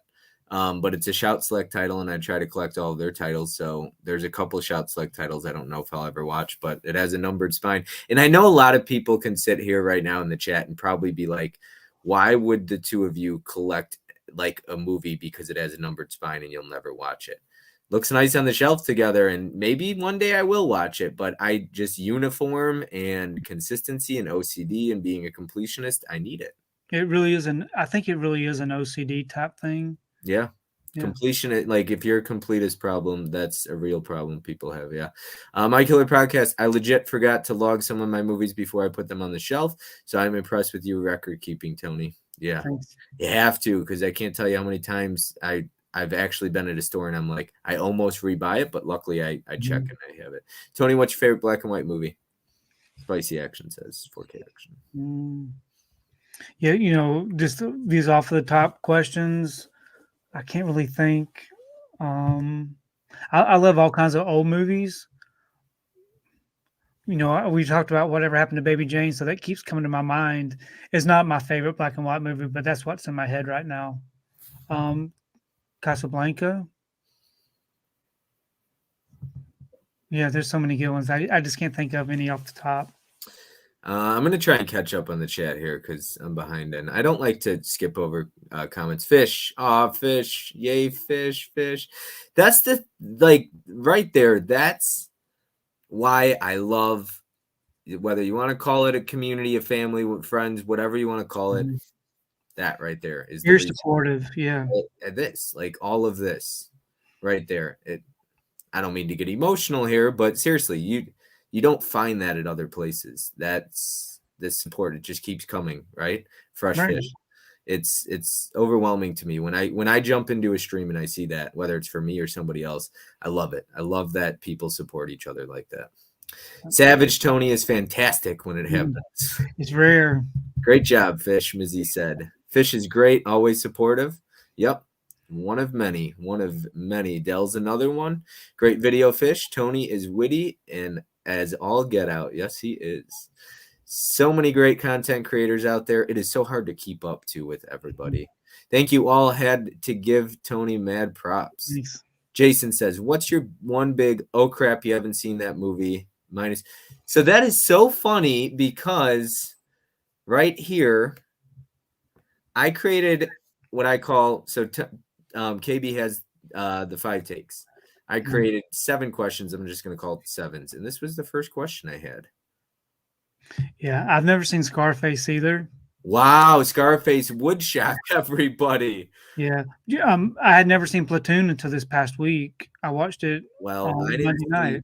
I didn't see Back to the Future until about 2 months ago. Yeah. So the whole trilogy. And I still haven't seen Godfather. Yeah, a lot of films I saw growing up and in the 80s and typically the movies that came out in the 90s. I didn't really see many films in the 90s other than what my kids wanted to see. So we saw Batman Forever, Batman and Robin. We saw all the things that kids would watch growing up. So in the 90s, there's a big thing of films in the 90s that I never really got to watch because I was raising a family. So everybody that does conversations has their own questions to ask, right? So I wanted to try to be very creative and ask different questions, but are still relative and relevant, I should say, and it's fun to ask. So that's one of them. I'm going to get into another one here.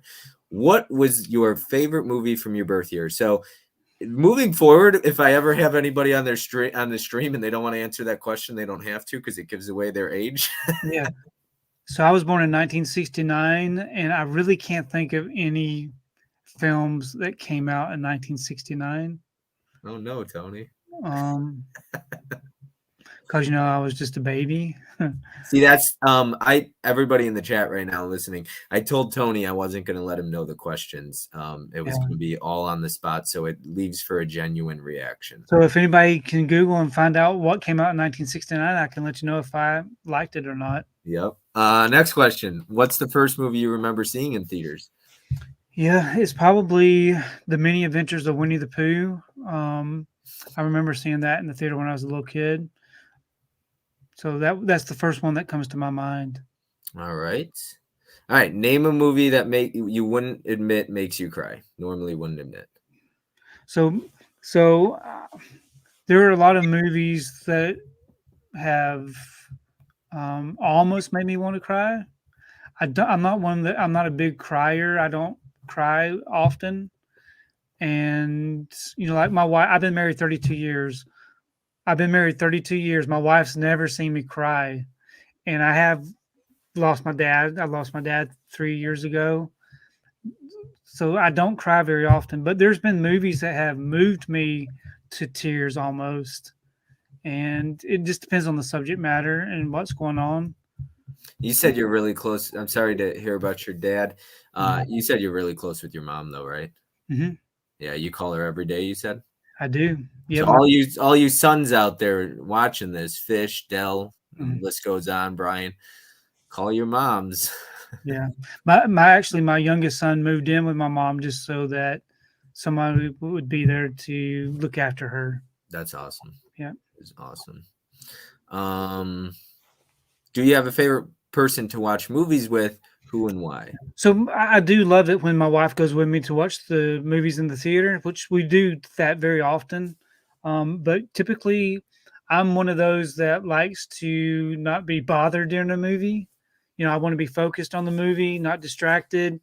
But growing up, we had a really tight group of people that we went to the movies with, and we had a lot of fun. So back in my teenage years, we had some really good times going to movies. Yeah, obviously for me, it's my dad. All right, last question, and then I'm going to explain the last one after that. What's your favorite movie quote and why? I really can't think of.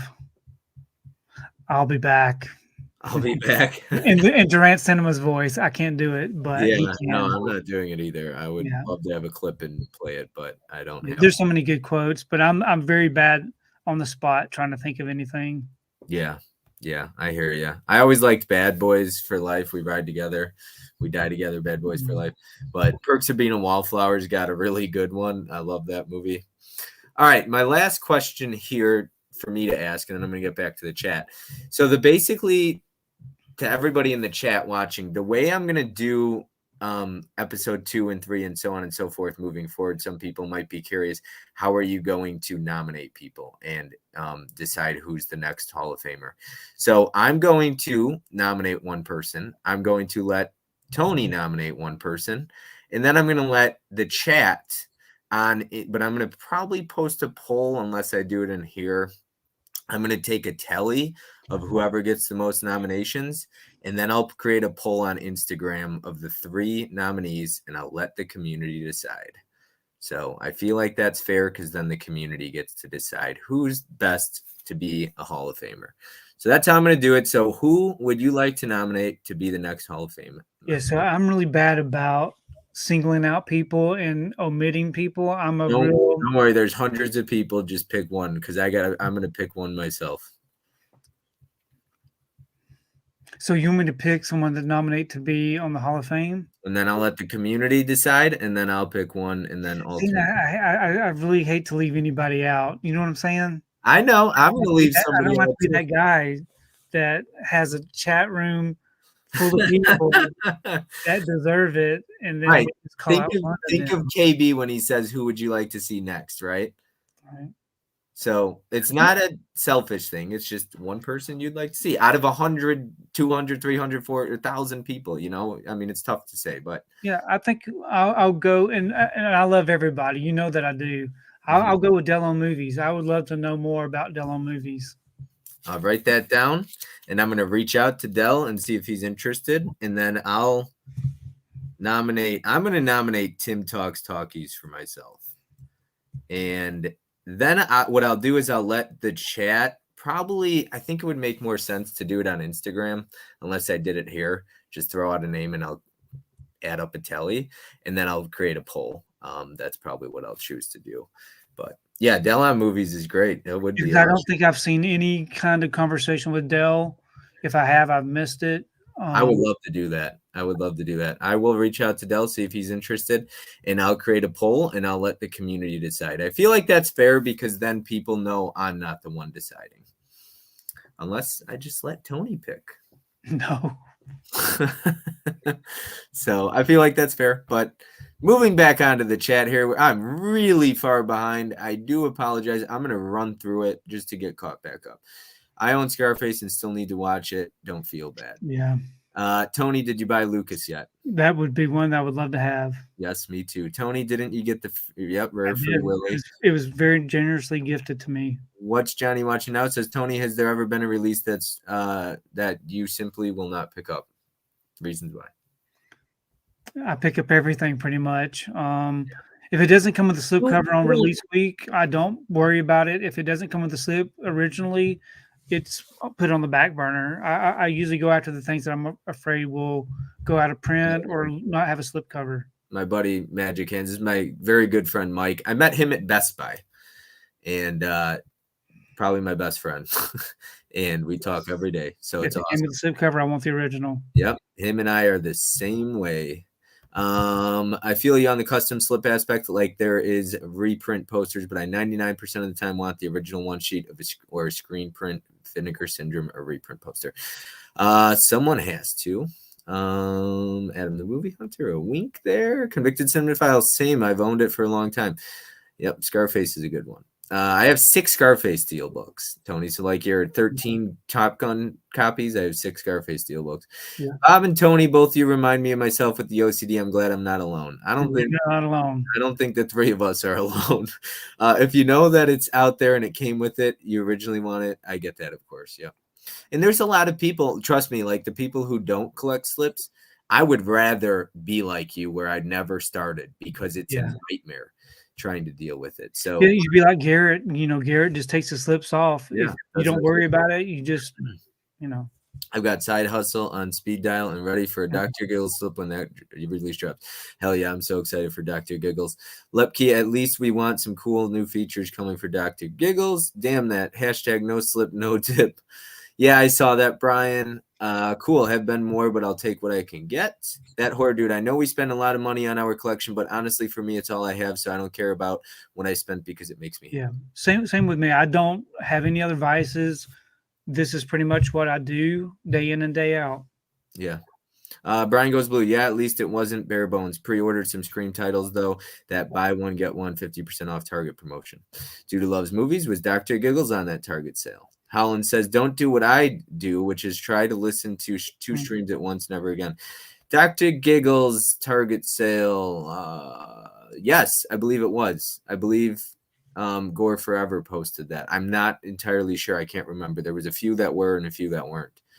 Yeah, that's rough. You will need those titles like Panda Go Panda for the grandkids. I don't know that I'm ever going to have any grandkids. I own every release of Dark Force. I'm probably the only person. That guy over at Dark Force, nobody scares me. That guy terrifies me. He is a very weird individual. over at Dark Force. If you ever seen him, he's strange. Let's just put it that way. The Plague Dog scared me and made me cry when I was a kid and never watched it again. Oh, I got to see that now. I haven't seen Scarface either. When's the watch along? Yeah, that would be a good one. Yeah, it would. A long one. I love this collecting community. It's amazing. Adrian, yes. And Adrian's always in streams. Always. Oh, usually the first one in there. Delon Movies. Tony, please say hello to my little friend and watch Scarface. Yes. Bob, you need to get on Godfather, dude. I know. Easy Rider and Midnight Cowboy. Yeah, so out of those two, Midnight Cowboy, I really enjoy that one. And Midnight Cowboy is rated X. Yes. The first NC-17 movie to win Best Picture. Is that correct? I think. Or maybe nominated for Best Picture. I thought it won Best Picture in first NC-17 movie. 84 for me and Nightmare on Elm Street. Butch Cassidy. Italian Job was also 1969. True Grit, the original True Grit. I enjoyed that one. Wild Bunch. And Caprice agrees on Godfather. I was born in 1970. I think MASH came out. True Grit, John Wayne. Midnight Cowboy 69. Butch Cassidy and the Sundance Kid. I bet Tony does a great Schwarzenegger impression. I bet Cody could do one. Midnight Cowboy, Butch Cassidy and the Sundance Kid, and On Her Majesty's Secret Service, all 1969. The chat's got your back, Tony. I love it. Thank you. I appreciate it. KB said, same here, Adrian. What's Johnny watching? Putting Tony on the spot. Yep. I want to nominate Gus Hall of Fame in the chats. Yes, definitely Gus eventually. Thank you, Tim. I've been telling him for months. That's how humble and awesome Tony is. He doesn't want to leave anyone out. It's hard. I didn't mean to, and it's not. I didn't mean to put you. Yeah, thanks, Bob. I just wanted to make sure that people don't think I'm the one nominating, because that wouldn't be very fair. So, Delon is an amazing choice. Great pick, Tony. Evening, everyone. Movie under 2020. Still up there. Yep. No wrong answer, Tony. See, I nominate Mel. Look at that. That Hordu said Mel. Thanks, Jimbo. Yes, Delon. Tim Talks Rockies. And I'll post on my Instagram, and I'll ask, let the community vote and send in a tally, and I'll just tally up the third one, and then I'll let the community decide. Geriatric Geek. Tony is the best, so humble. Wish more people were like him. Delon Movies. I'm shocked and grateful for a mention. Thanks, Tony. Side Hustle Cinema Del is great. I would like to see that. Yeah. See, Jim Powers, you got it, dude. Adrian says I would like Mel and Sue. Yep. FYI, I did a convo with KB back in October. Yep. Oh yeah, I did watch that one. Huck's Pop Culture Cafe. That was a good one, Del. I will also vote Mel for chat vote. I vote Mel. Look at that. You would love to see my girls up there. Yes, would love to see my girls up there. Mel and Sue are great choices. Aw, thanks, guys. See, it's going to be tough. I just want to let everyone know. My goal is to hopefully have one of these every 2 or 3 weeks. I could never do it every week because I have to reach out to people, make sure they're okay with it. I might run into somebody who's like, oh, you didn't know I hate your channel. I'm not interested. So that might happen. But yeah, I want to be awkward. Yeah, awkward, right? Yeah, would you like to do it? No, I wouldn't. So I just want to make sure, because you got to work out days and times. This isn't going to be the exact day. There's people who can only do weekends, and I will accommodate for that as well. So yeah, it got Best Picture. Tim in Steelbook Obsessed would be good. How about Mid-Level Media? Eventually, Bob will be on his own Hall of Fame show, and the person I nominate to interview is Terrell. That would be good. Yes, it would. All you guys have seen my mug enough. Laugh out loud. Thank you, Aldo. Okay, I'm all caught up. Yes, thank you. Okay, so I have got some games I want to play. This is going to be a speed round, okay? So I'm going to go through. This is all just personal questions to Tony. It's not personal. It's movie related, but I'm going to set a timer for 60 seconds on my phone. This is going to get him warmed up for some other games I got planned here. And he's just going to answer the first thing that comes to his mind. It doesn't have to be the exact correct answer or whatever, but I got my stopwatch on my phone.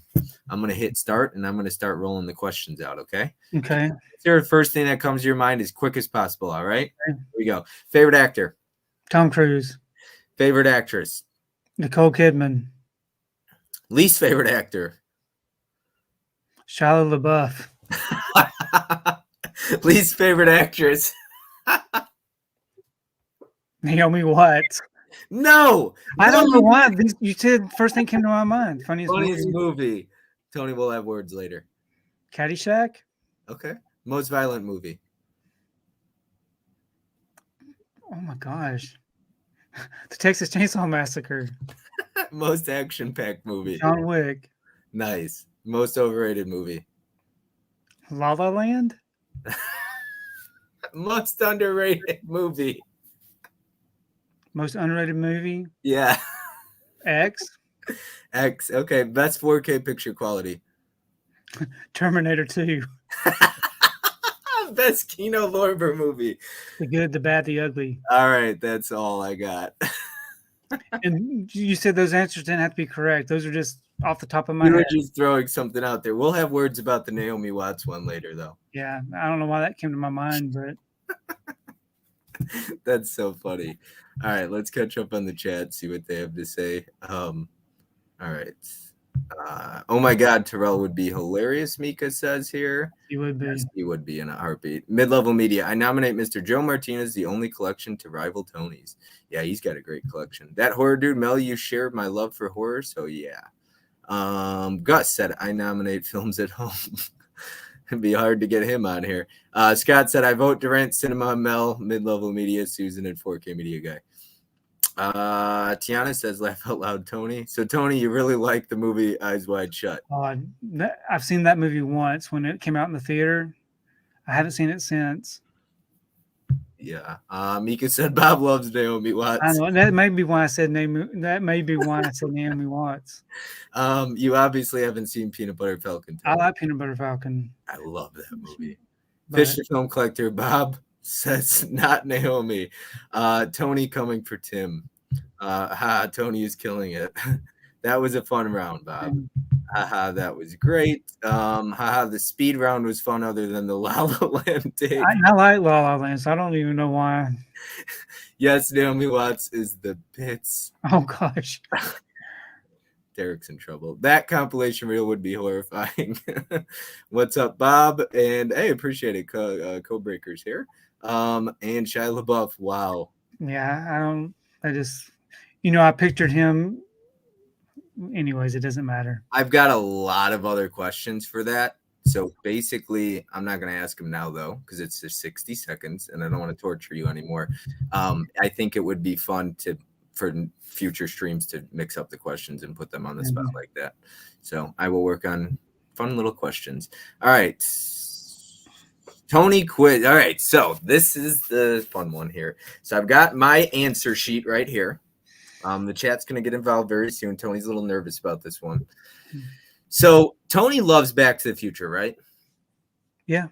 Okay. So I was trying to come up with a fair topic here. So this is going to be a little trivia, not nearly as good as Huck's. Trust me, Huck kills it with his trivia. And let me tell you guys, if you don't know the amount of work Huck puts into his trivia, a lot. Amazing. Okay, a lot. So please appreciate what Huck does because he's killing it over there with his Huck trivia nights. Okay, so I'm just going to answer 60 seconds as well. Same thing. I'm going to throw out a question, and you're going to have to answer. You can say it or say pass. Okay, and we'll see. There'll be a lot of passes. There's going to be a lot of passes. In my mind, I can't think of anything. How well you know Back to the Future. Okay, and then I'm going to let the chat decide the next topic, and they're going to ask the questions. Okay? All right. Here we go. Let me get my stopwatch started again here. Clock, stopwatch. I got my answer sheet right here. My little Cubs notebook here. All right. What was the name of Marty's band? Pass. What was the name of Doc Brown's dog in 1985? Pass. Einstein. What year did Marty McFly travel back to? 1957? 55. Okay. What speed did the DeLorean need to reach? Pass. 88 miles per hour. What was the name of the mall Doc and Marty met at? Pass. Twin Pines I'm Mall. terrible. What was the name of the dance at the end of the movie? Pass. What was the name of the town where the movie was set? Gosh. Something Falls? Hill Valley, I believe. Actor playing Marty McFly. Michael J. Fox? Yes, actor playing Doc Brown. Crap. Christopher Lloyd. Yes. What time does lightning strike the clock tower? Midnight. 10:04. That's all. And then the rest. Yeah, that's terrible. You got 2, and it was the actor ones. Yeah, those are just basic general knowledge. I had a lot more. Yeah. I had a lot more in there. Like, so I wonder how many other people would have known these answers. Yeah, there's people out there that would. Would you like me to ask the rest of the questions just for the chat if they want to have fun with it? Sure. Okay, here we go. What was the name of Marty's father? George McFly. How old was character Marty McFly? You asking the chat? Oh, they could. I'm not on the comment section right now. Oh, you asking me? Yeah. Well, how old was Marty McFly? You know this one? I'm wondering if Tony knows this. Shoot, Derek, because he's very big into the Oscars.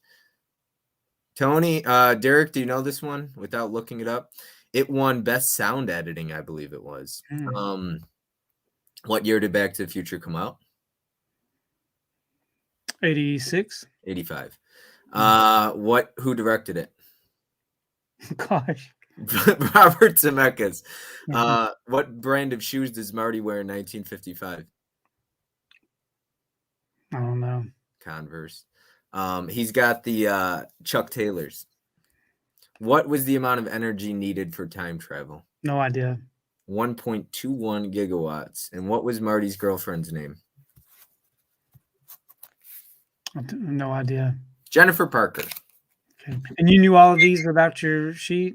I knew a lot of those without the sheet right there, but there's a few I definitely needed the sheet for. Let's catch up with the chat here. I hope they're having fun. I try to make it different, add something creative. Yeah, I was terrible in that. Okay, let's get caught up here. All right, Captain Horror's here. Terminator 2. Wow, what's up, Bob? What's up, Tony? A bit late, but I'm up here in here. What's up, Mel? My Killer Podcast. Cody, dude who loves movies. Captain Horror has got an awesome channel as well. You know, him and Planet Mondo always remind me of each other for some reason. I don't know if I'm the only one. Anybody else out there in the chat who Captain Horror and Planet Mondo, just for some reason, very like, I don't know. What's up, Captain? Dude who loves movies says, what's up, my dude? Huck says, oh, thanks, guys. Appreciate those kind words. Huck absolutely crushes it with trivia. 100% trivia is the best. Huck's trivia night is always a fun time. Nobody can replicate what Huck does as trivia goes. Amazing. Love the trivia nights. Thanks, y'all. That horror dude, Tony, needs to watch Back to the Future again. I love Huck's trivia night, Tiana says. Oh my gosh, she doesn't know Back to the Future at all. You would think that I would, right? I'm sorry. I put you on the spot. I thought that would be a fair one. Yes, he does. Okay. And this isn't to justify any of those answers because honestly, I just don't know those answers. I've seen a lot of movies, but honestly, most movies I saw when they were released. Okay, and so I haven't seen them since. I haven't seen them since. So I probably have not seen Back to the Future since I saw it in the theater when it was released. Although I do have the VHS, I've got the DVD, I've got the Blu-ray and the 4K. I haven't seen them since release. Watch the 4K. The 4K of the first one especially looks great. Awesome. I just watched them. I loved them. I love the first one. Yes, he does. Laugh aloud, poor Tony. And I was afraid. Look, if you got 0, right? Like everybody knows when you're on a trivia, on Huck's trivia, everything when we're recording a video and you're like your favorite actress, you might forget the name of. Like I won Huck's trivia when I was on it. Yeah, I just treated you poorly right there. I'm sorry, Tony. No, it's all I good. only got one Tony, so you beat Tiana. Huck says George for the father's name. I got the same 2 right as Tony. We are huge fans. 17 is the age he was. It's crazy how your mind. I said 17 for his age. Oh, you did? I did. Oh, you get 3. Okay, you got 3. Draw a blank when you're on the spot, George. Yep.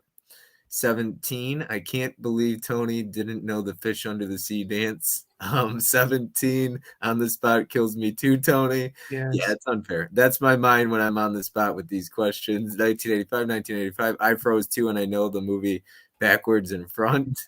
Sound editing. Yep. Zemeckis. We all love Zemeckis. Yes, sound editing. Nike.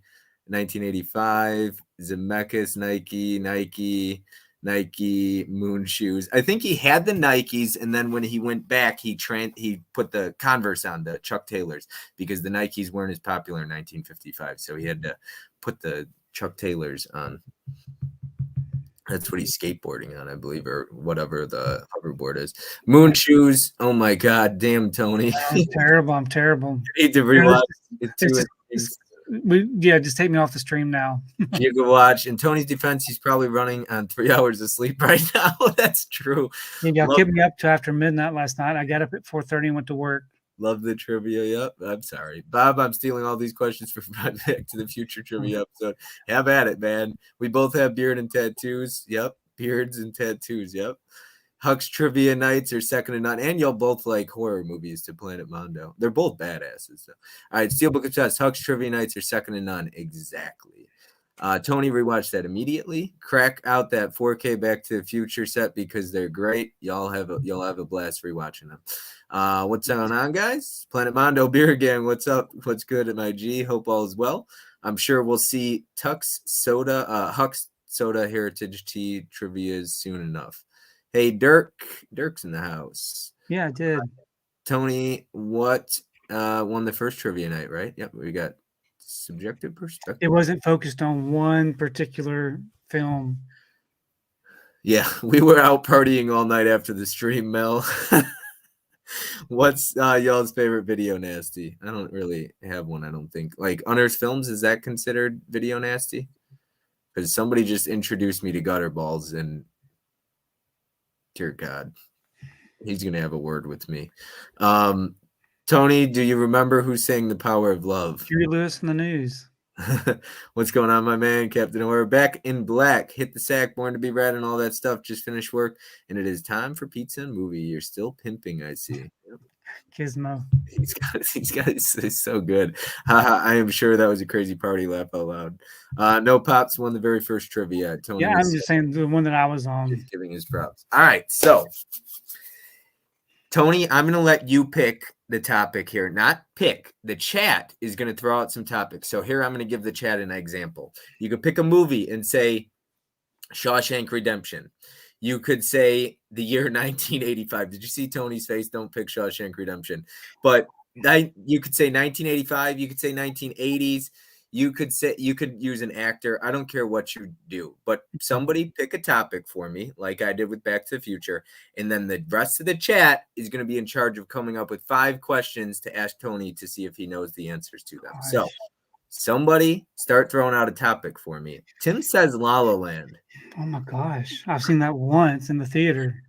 I don't know if that's a fair one. We'll wait. We'll see if somebody else comes up with a couple topics here for us. And do I get to choose the topic from what they say? Yeah, Huck's got a good one. I'll let you choose the topic. You want to go Spielberg? Sure. All right. So we're gonna go Spielberg for a topic here. So what I'm looking for from the chat, 5 questions. You could ask whatever question. Make it fair. Don't ask it something that's impossible to know the answer to. So pick 5 questions, and I will choose the 5, I guess the first 5 questions. So ask 5 questions about Steven Spielberg. He's look at him over here. Looking around. Yeah, thanks, Huck. Tim's laughing. Something horror, action movies. I'm glad people are throwing out ideas here. Tom Cruise for Tony's sake. Do you like Tom Cruise? Yeah.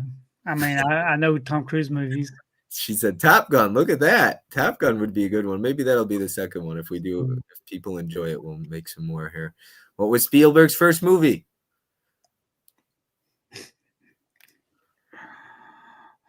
I don't remember. Somebody tell us what Spielberg's. God. Now I'm trying to think. Derek might know. Huck might know. Yeah, I'm sure somebody will let us know. All right. Movie. I'll look it up while I'm just in case. I want to say 1947, but I don't know if that's right or not. All right. What was? All right. The next question here. What time travel movie did Steven Spielberg produce? Gosh, produce? Yeah, I think I know what he's talking about here. Back to the Future? Yes, sir. All right. Dear God. Was it Sugarland Express? Mm. That's, I think, his first directorial debut. It's not Jaws. Sugarland Express. All right, that's 2 questions. You're 1 for 2. Did you see The Fabelmans? If so, what did you think? I'm still waiting for The Fabelmans to show up at my door. I did not get to see that one in the theater. I've heard mixed things about it though, but I'm looking forward to seeing it. Ooh, this is a good one. How many Oscars has Spielberg won? Just a random guess. 4. All right, let me look it up. Duel. This celebrated director has been nominated 22 times and has won 3 Academy Awards, plus the coveted Irving G. Thalberg Memorial Award for his achievements in film. Take a deep dive into the West Side Story director. All right, that's 3 questions. You didn't get that one, right? Mm-mm. All right, 4th question. What's the name of Spielberg's focus puller on the A-cam in Oh my goodness. Gizmo, what do you think? You think I would know that? Somebody said Duel. I don't think it was Duel. What year did Duel come out? Was it Duel? Duel was his first one. What year did Duel come out? What year? It came out in 1971. Oh, really? So Sugarland Express was 74. So Duel's his first movie then. The internet can't even get it right because it said Sugarland Express, I think. Duel, look at that. Thank you. This is why the chat. You could always rely on them. What film do we see Steven Spielberg eat a sandwich? I think this is the 5th question. I have no idea. Duel was 71 and Sugarland Express was 74. Eating a sandwich. Yeah, I have no idea. All right, somebody tell us what movie Spielberg was eating a sandwich. How many Spielberg films did he direct? Oh, God, I don't know that answer either. I thought Sugarland was before Duel. No. Sugarland Express was 74. Wow, everybody's on different boats about the Sugarland Express and Duel, but Duel was 71, Sugarland Express was 74. No, I've never seen either one. I haven't either yet. What was Spielberg's biggest movie at the box office? These are good questions. Jaws. Jeez. I'd have to look that one up. Duel 71, Sugarland Express 74. Derek knew he won 3 right away. Did Spielberg direct Poltergeist? No, Toby Hooper did. Jaws was before the theater Hollywood film, though. Sugarland and Duel were made for TV and transitioned to theaters after the fact. Duel's a TV movie? All right. Was it Blues Brothers, where he was eating a sandwich? Blues Brothers? Look at that. Everybody's saying Blues Brothers. I heard Duel was Spielberg's successful and challenging film to make. Most successful. Sugarland was his first feature film debut. Blues Brothers. I love Sugarland Express and Duel. Hopefully we get both on 4K. I think Sugarland was his first theatrical. Duel was made for a TV movie. All right. I'm going to do one more round here. But this time you're going to pick the topic and the chat's going to ask the questions. So the chat's not picking the topic. You're going to get to pick whatever you want. What's your strongest suit? Doesn't mean that I'm going to remember anything. It's okay. I could say Scream, and I love that movie and might get everything wrong. Yeah, The Color Purple. The Color Purple. Okay, Mika, you're on the spot because I don't know how many others have seen The Color Purple. All right, 5 questions. The Color Purple. I've never seen it, so you... Yeah, and that doesn't mean I'm going to know any answers, but... Yep. Well, Mika's on the spot right now. We're putting Mika on the spot. Sugarland was his first feature film debut. I love Sugarland. I think Sugarland was his first theatrical. Duel was made for TV movie. I've never seen Sugarland Express before, adding it to the list. All right. I need those questions for The Color Purple. Here we go. How many Oscars did The Color Purple win?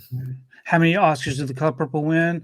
I think The Color Purple only won Best Actress with Whoopi Goldberg. And wait a minute. I'm just going to say that one. That's the only one I can remember. I don't know. Is that even accurate? The Color Purple was nominated for 11 Academy Awards, including Best Picture, Best Actress for Goldberg, and Best Supporting Actress. And I know that Whoopi Goldberg won for Best Actress. Failed to win any of them, tying the record set by the 1977's The Turning Point for the most Oscar nominations without a single win. Answer is So zero. Whoopi Goldberg did not win? No. Wow. I can picture her holding that. Oh, she won it for Ghost. Okay.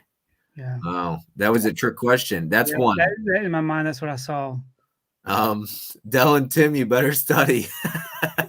Man. Yep. How many Oscars did Color Purple win? We already asked that one. So that one. Okay. What year did that film come out? 1987. All right. 1987. I saw it twice the day it came out. Look at that. Hold on. I got The Color Purple.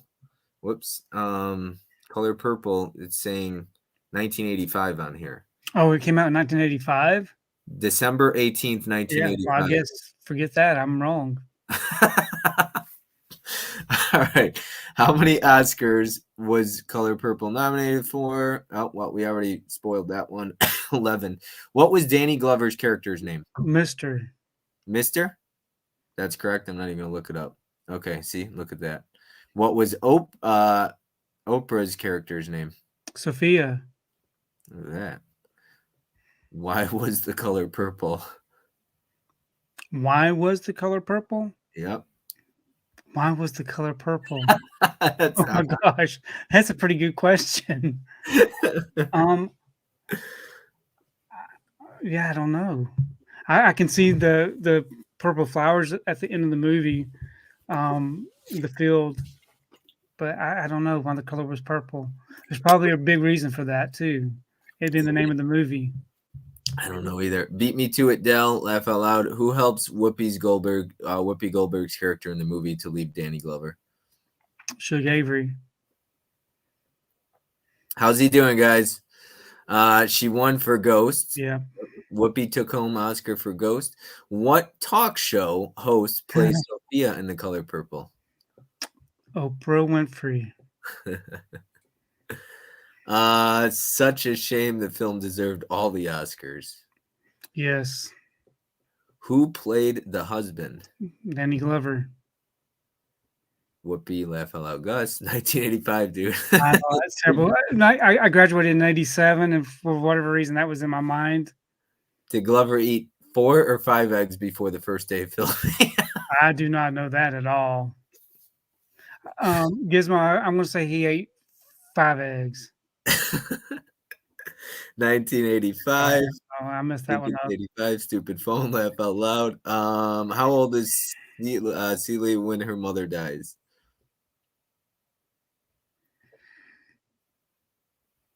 $13. Is that correct, guys? KB Loves Movies said, who did the score? John Williams. Mika said, who was Celie separated from in the movie? Her sister. Celie and Nettie. Which actor played Miss Sophia's driver? Oh, geez, that sounds tough. Which actor played Miss Sophia's driver? I do not know.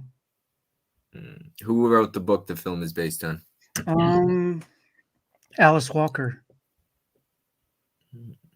I'm doing better at this one than Back to the Future. No, that movie. So Tony loves The Color Purple more than Back to the Future. Well, I've seen Back to the Future once in the theater. I've seen Color Purple 3 times in the theater. Oh my God, you're talking 30 years since you've seen Back to the Future almost? Yeah, I saw them when they were released in the theater. That was a terrible topic for me to do. I'm sorry. Jeez. The title Color Purple is based on this philosophy. Something as simple as the color purple should be enjoyed in life as it is a gift from God. That's a good one. Copy and pasted. You're welcome.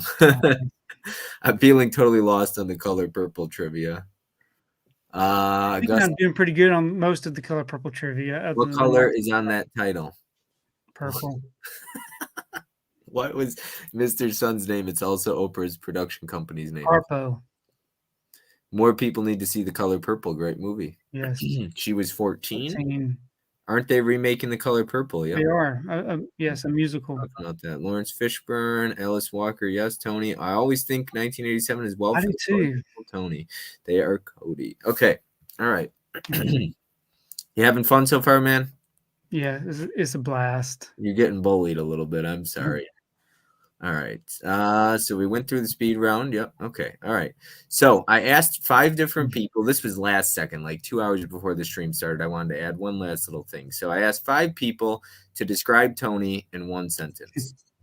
Magic Hands, who goes by Mike, good friend of mine, said, true and unique, one-of-a-kind collector, excellent to the movie community. Thank you, Mike. Caprice says, kind, soft-spoken, all-inclusive. He wants everyone included, and most of all, humble. Thank you, Caprice. Tony is a Southern gentleman with a heart of gold, Sue said. Thanks, Sue. Tiana says, an incredible collector in the movie community. Thank you, Tiana. And my buddy Adam, who not too many people probably know, decided to make a couple sentences. Tony is a quiet giant in the physical media world. Other collectors couldn't come close to how humble he is. He never comes across as better than anyone, even if he is. Adam. And he goes, I want that movie, or I don't want anybody to ever feel like I think that I'm better than them. I know a lot of people make a big deal about my collection, but believe me, I've seen better collections out there. Mine just looks this way because of this room and the way it's laid out. But I've seen collections that I'm very jealous of, and I think that's what's great about this community. There's so many different kind of collectors out there, and I really do appreciate everybody. Yes, absolutely. I know some people probably there's a lot of people that get hurt feelings in the community also, where they feel left out. I don't ever want anybody to feel like I've left them out. You know what I mean? Yeah, I asked Tony yesterday, in case you guys missed it on Mid-Levolution stream, which you probably were all there, but I had asked Tony if he was in a stream, like, and he had to get up at 4:30 a.m. and it was 2 a.m., what would he do? And he said he would stay there. So that's the kind of person you're looking at right there in Tony. That's what I thought I heard, Mizzy. And Mika says, yes, you're killing it. Thank you know, you. I don't mean to talk about the same people over and over again, but every time I see certain people's names, like this guy has just gotten to know me probably over the last month and a half, 2 months. And he is one of the most respectful people you will meet. He responds to your messages. He will make videos for you like he did for this one. He's just one of them, you know, and he's one of, like you said, hundreds of these people in here that are incredible people. And I can't wait to have him on and her on if she wants to be, and him, you know what I mean? Like, and so on and so forth, and have different conversations and get to know them and shine the spotlight on them. Good job, Tony. Color Purple is amazing. I watch it pretty often. Me too, yes. Captain Horror. Mika. Tony, you're amazing. That's why you're number one. Tony, your personality makes your collection better than all the rest. That's such a great quote right there. Tony for president. He has my vote, Gus. Mine too. Kind, observant, humble, welcoming, and respectful is how I would describe Tony. Tony's overwhelmed over here. Thank you, Bob. I appreciate that. Of course, I only speak, like, one thing I won't do is I won't fake who I am. If I got something to say, I'm going to say it. And if I say something about somebody, I mean it. I'm not going to lie. I'm not going to say something I don't mean. That's not who I am. Here's my comment for you, Tony. You're one of the kindest and most generous collectors out there. I'm glad to be in this community with you and call you a friend. Thank you. Same back at you. Yep. All right. Let's see what else I got for you here.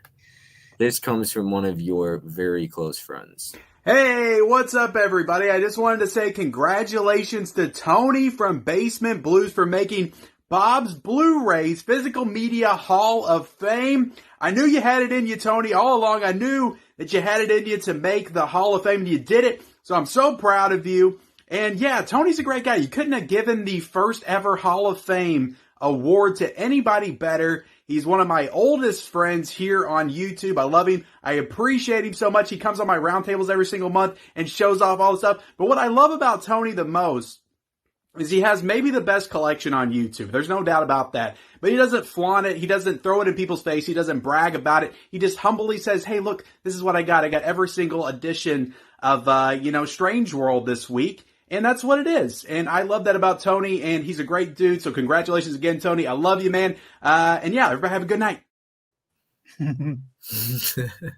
Yeah. Look Thank at you, this. man. Oh, where did it go? Well, here, I'll just read the comments. Just an awesome community overall, Kenny. But there was one Mel sent that had me laughing during that video. Kenny Levels cameo. K Levels is so excited. He's yelling. Yeah, he was. Probably just got finished cropping up my picture for his live stream last night. Kenny, what a homie. I knew the face was coming. Tony. Mid-level Ken. My Killer Podcast laughing. See, he's got it. Calm down, Ken. Your kids are asleep. Oh my goodness. Dilated entertainment laughing. It's born to be Ken. He didn't have the headband on. No. Ken had way too much coffee before that video. Look at that. All Well, right. Energy drink. Tony, I got another one for you. Another little segment, fun little fastest 60 seconds. This will be fun for the chat too. Now, this will be difficult because I'm coming up with these off the top of my head. It's almost like, I don't know the word, the game I'm looking for here. But basically, I'm going to just name 3 things from a movie, and you're going to have to guess what movie I'm talking about. So let's say I said Paul Walker, Jessica Alba, Ocean. What would I be talking about? Let's see if the chat knows that movie. Paul Walker, Jessica Alba, Ocean. What movie? You asking me? I'm asking everybody in the chat to see if they know. Somebody in the chat knows that movie. They're going to say it right now. It's going to be the next comment. Fish is going to say it because he knows that movie. I know he does. Somebody knows that movie I'm thinking of. Right there. Tim's got it. Derek's got it. Fish was the first one. Look at that. I've never seen that movie. I hate that I got it first. Probably came out in the 90s when I was raising a family. Derek, you and Fish were first, and Tim, and I forgot the title. That's it, Fish. Yep. All right. So that's what we're going to do. Okay. So, Okay. I might struggle with this. So I don't think I'm going to make it 60 seconds because I have to think of something. Okay. All right. Oh, that would be way too easy. I almost said Michael Myers, but that's really easy. Oh my gosh. Okay, let's not do that. All right. Tim loves this movie. It's his favorite movie of all time. It's a horror movie, and it came out in 1974. What? Oh, I saw the air quotes all of a sudden. The Texas Chainsaw Massacre. There you go. I was really thinking about, okay, what movie does Tim love? He loves so many. You know, Yes. Jurassic Park and all this other stuff. But that, Yeah, the quotes. Yep. 1974 horror movie. Yep. Okay.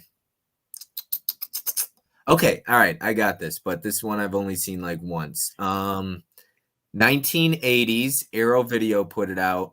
Werewolf movie. An American Werewolf in London. Very good. That's 80s, right? Great movie. Yeah, that's good great transfer. Yes. Titty Chainsaw Massacre. Look at that. Texas Chainsaw. Tim's laughing over there. All right.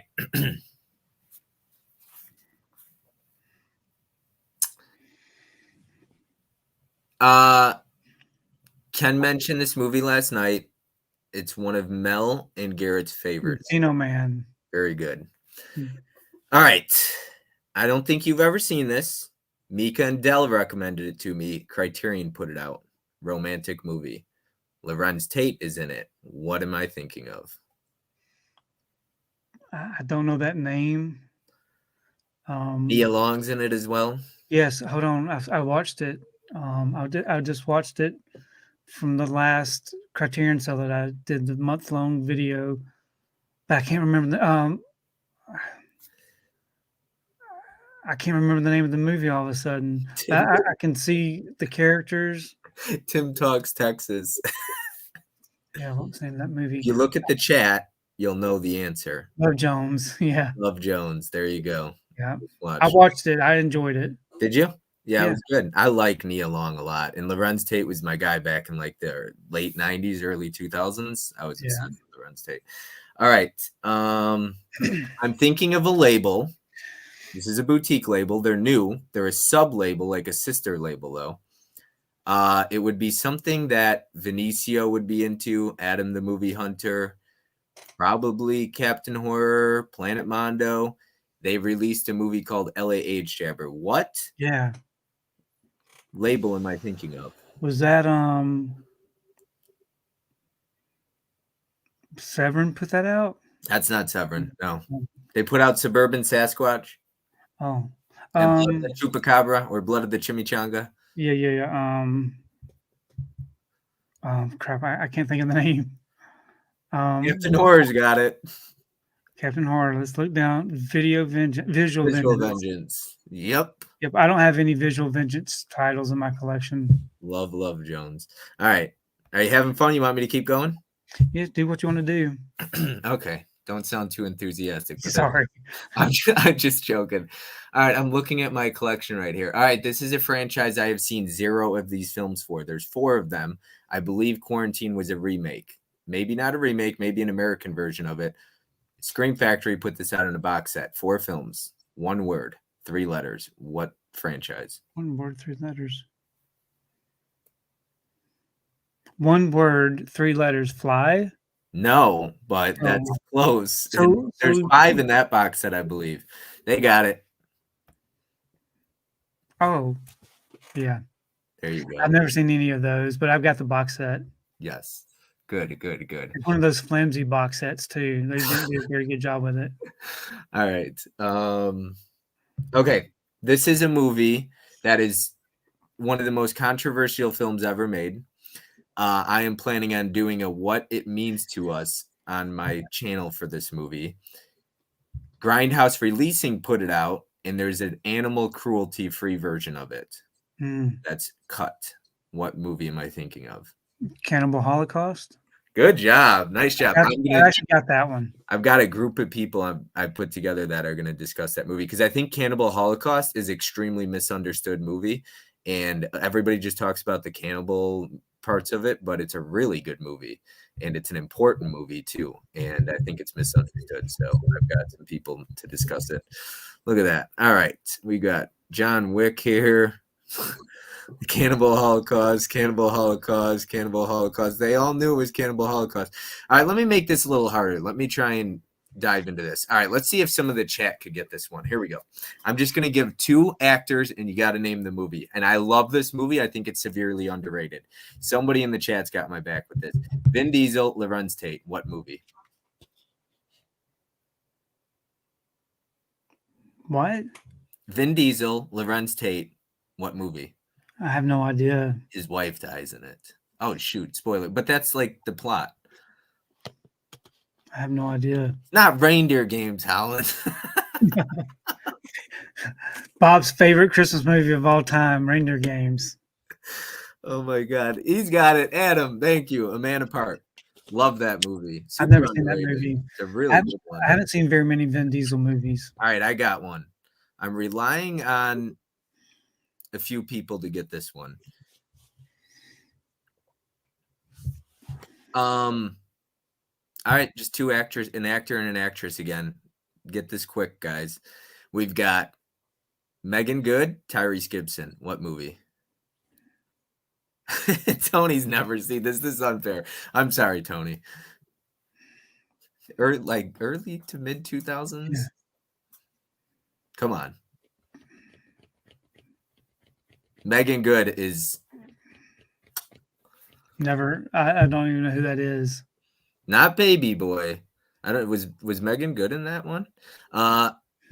Waist Deep. You ever hear of it? No, I have not. Waist Deep. I don't know. I might have named 2 right there because she might have been in Baby Boy. Bloodshot with Vin Diesel. Yes, Waist Deep. I love Waist Deep. Another one I love. Dell likes Waist Deep. I never heard of that. All right. This just came up in Sue's stream earlier. Remember, I was born in 1969. All right. Megan Good had my heart with Cousin Skeeter. The Game is in it, right? Yes, The Game is in that one. I love Waist Deep. The Game is the villain. Yep, damn it. All right. This came up in Sue's stream that he's a better director than he is actor. It's my favorite movie of all time. What is it? So you want me to name the movie that's your favorite movie of all time? Mm-hmm. Reindeer Game. The Reindeer Game. Damn it, Tony. No, he's a better. They said that he's a better director than he is actor. Favorite movie of all time. They have it on 4K with the director. Yeah, hold on. Tim's got it. No, I'm not looking at the chat though because I know this answer. But all of a sudden it's just not in my head. Reindeer Games. Oh my gosh. He direct well. Crap! It keeps coming in my head and then it leaves. That's sleep deprivation. Ben Affleck. Yes, and whatchamacallit? I can't think of the name of the movie all of a sudden. I know the movie. Blank. I know the movie. I can't think of the name of the movie all of a sudden. Dunkin' Donuts. I'm not looking at the chat either. The Dunkin' Donuts Super Bowl commercial. I'm not gonna be able to think of the name of the movie. Tony, Video Gizmo wants to hear you say whatever that word is. Yeah, I can't say it, but I enjoyed it, and I appreciate him sending me the DVD of it. You know, I think Jeremy Renner was nominated for an Oscar for that, for Best Supporting Actor. The Town. The Town. Yep. Yes. Gone Baby Gone keeps coming in my head. All right, I got this. The chat. Send me just send me 2 actors, and I'll name it, and we'll see if Tony knows it. And we'll just keep this going. So I'll let the chat get involved here. Just a couple actors. Maybe make it easier for him, 70s. All right, I got one for you. Dustin Hoffman, 1970s. Criterion put it out. Yeah.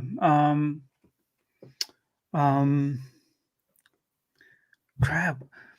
I know the movie because I just watched it. Yeah. Mike Nichols directed, I believe. Yeah, I don't know.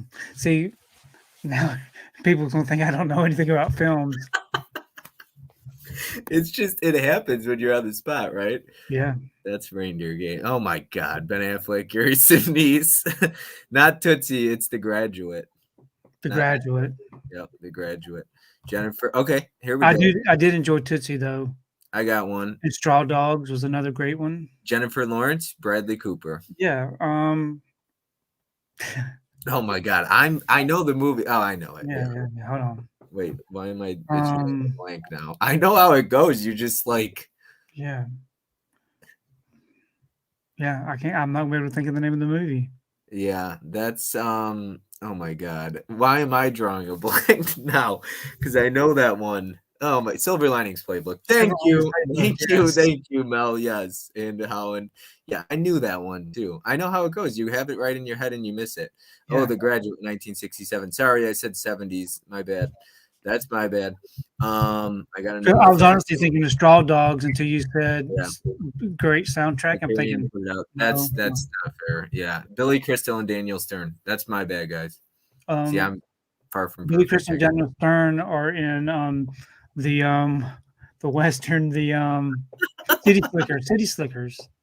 Okay, yeah, Shout Slick put that out, right? Yeah. All right, Milano and Schwarzenegger, go. Milano and Schwarzenegger.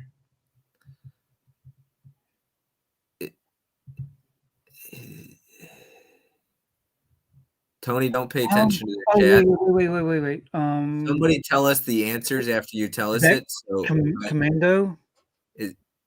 Yes, Commando. That's such a good one. Yes, she's in that. She's a little girl in that. Michael J. Fox, Christopher Lloyd.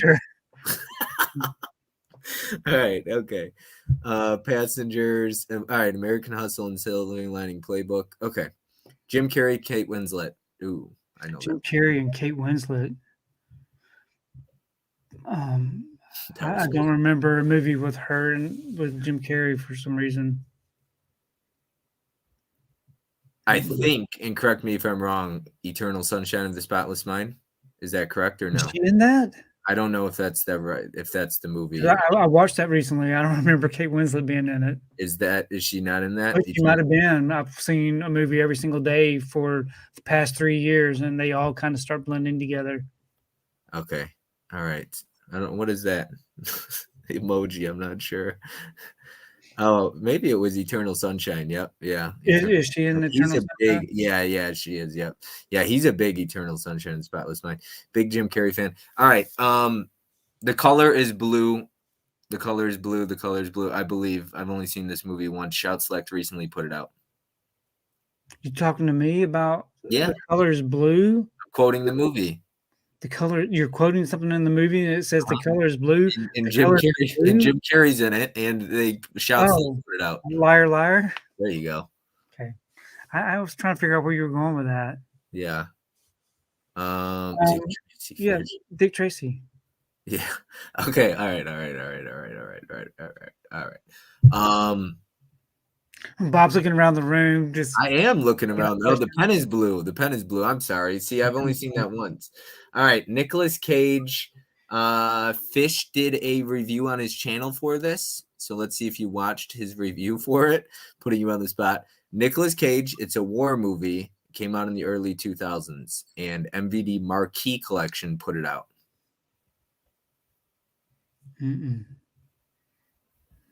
No? Let's see if Fish knows it. Nicolas Cage in a war movie. Was it MVD Marquee Collection put it out? War movie, really good cast. Christian Slater gets. Oh, I don't want to spoil it. I'm just thinking that's not a war movie. Wind Talkers. Wind Talkers. Yep. You ever seen it? No, but I've got it right back there on my shelf. I think Wind Talkers is highly underrated. I really like that one. All right. This is a movie with heads laying in the front lawn. Scream Factory put it out. Heads laying in the front lawn? There's like they're buried. The people are buried with their heads in the front lawn or in the front, whatever. Anyways, they can't like speak, so they just mumble. But Scream Factory put it out. And they put it out on a Steelbook. It's something I've definitely never seen before, I don't think. But I promise you, I've got the Steelbook.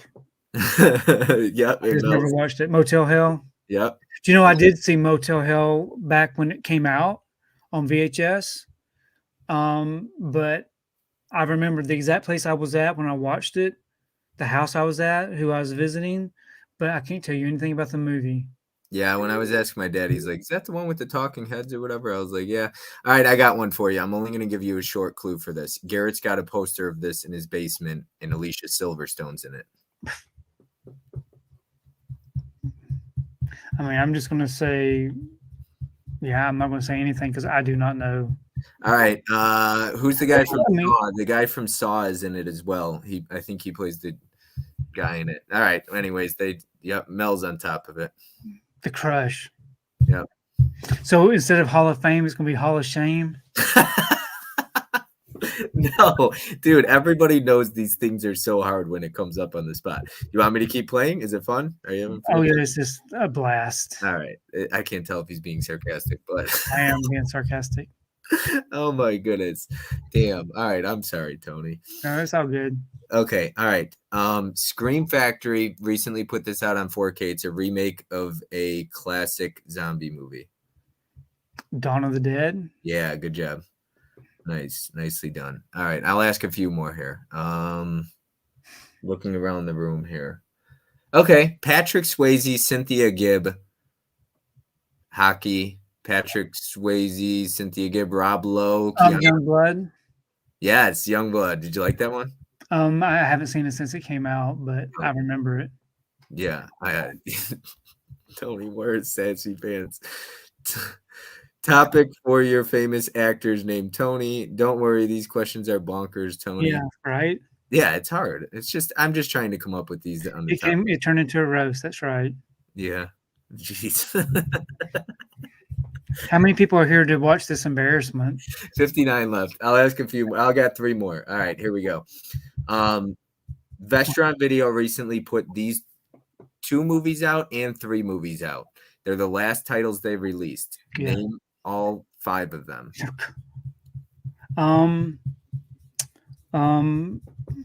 They're collections. Yeah. Silent Night, Deadly Night collection. 3, 4, 5. Yep. And then what's the other one? And then the other one was a 2-pack. It's a very nice guy who pulls teeth. Yeah, the dentist. Yep, there you go. Yeah. Yep. All right. Two more here. Two more.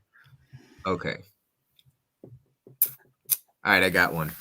Wes Craven drugged a baby during this movie to get a certain scene filmed. They also purchased a dead dog on the side of the road for this movie. It came out in 1977. And they also remade the movie, and Arrow Video put it out. The Hills Have Eyes. Yes. Okay. There you go. All right, last one. What's a good one here? Okay.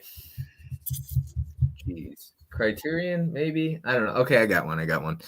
Jennifer Love Hewitt, Freddie Prinze Jr., Sarah Michelle Gellar. What movie? Yeah, I Know What You Did Last Summer. There you go.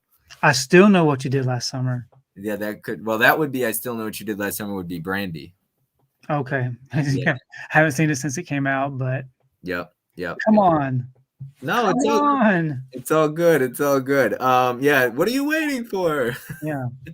Yep. All right, Tony. I do love Jennifer Love Hewitt, and I really enjoyed Party of Five, the TV show. Yeah, absolutely. All right, Tony. That's pretty much everything. If there's any other questions, I asked all my questions. I'm pretty sure I got one more video to show you here as well. So I got the speed round in there. Like I said, I hope you had a good time. I did. You were being I enjoyed all the kind words, and all day on Instagram, people were posting things. It was really nice. All right, let's get one more video here. Let's play this. Oh, hey there. This is Derek, the convicted cinephile, and I'm here to talk about the great Basement Blues, Mr. Tony himself. Uncle Tony, as I call him. Tony is fantastic. Everyone knows that. He's sneaky hilarious while being the sweetest guy on the YouTubes, as I call him. And not only is he adorable and always sends you great freebies, bagged and tagged like he always loves to do, he'll even send you stickers for your kid that you forget to give him 6 months later. But, I mean, who else does that? Only Tony. He loves physical media so much, he shaved his own head just so his hair doesn't scratch his 4K discs. And he makes sure he buys at least 3 of everything just so he can keep 2 unopened. We all love Tony here, and that's why he's the first to get this incredible offer. Just so he doesn't scratch his 4K disc. Yeah. Oh my God, that Uncle Tony's not a very good nickname.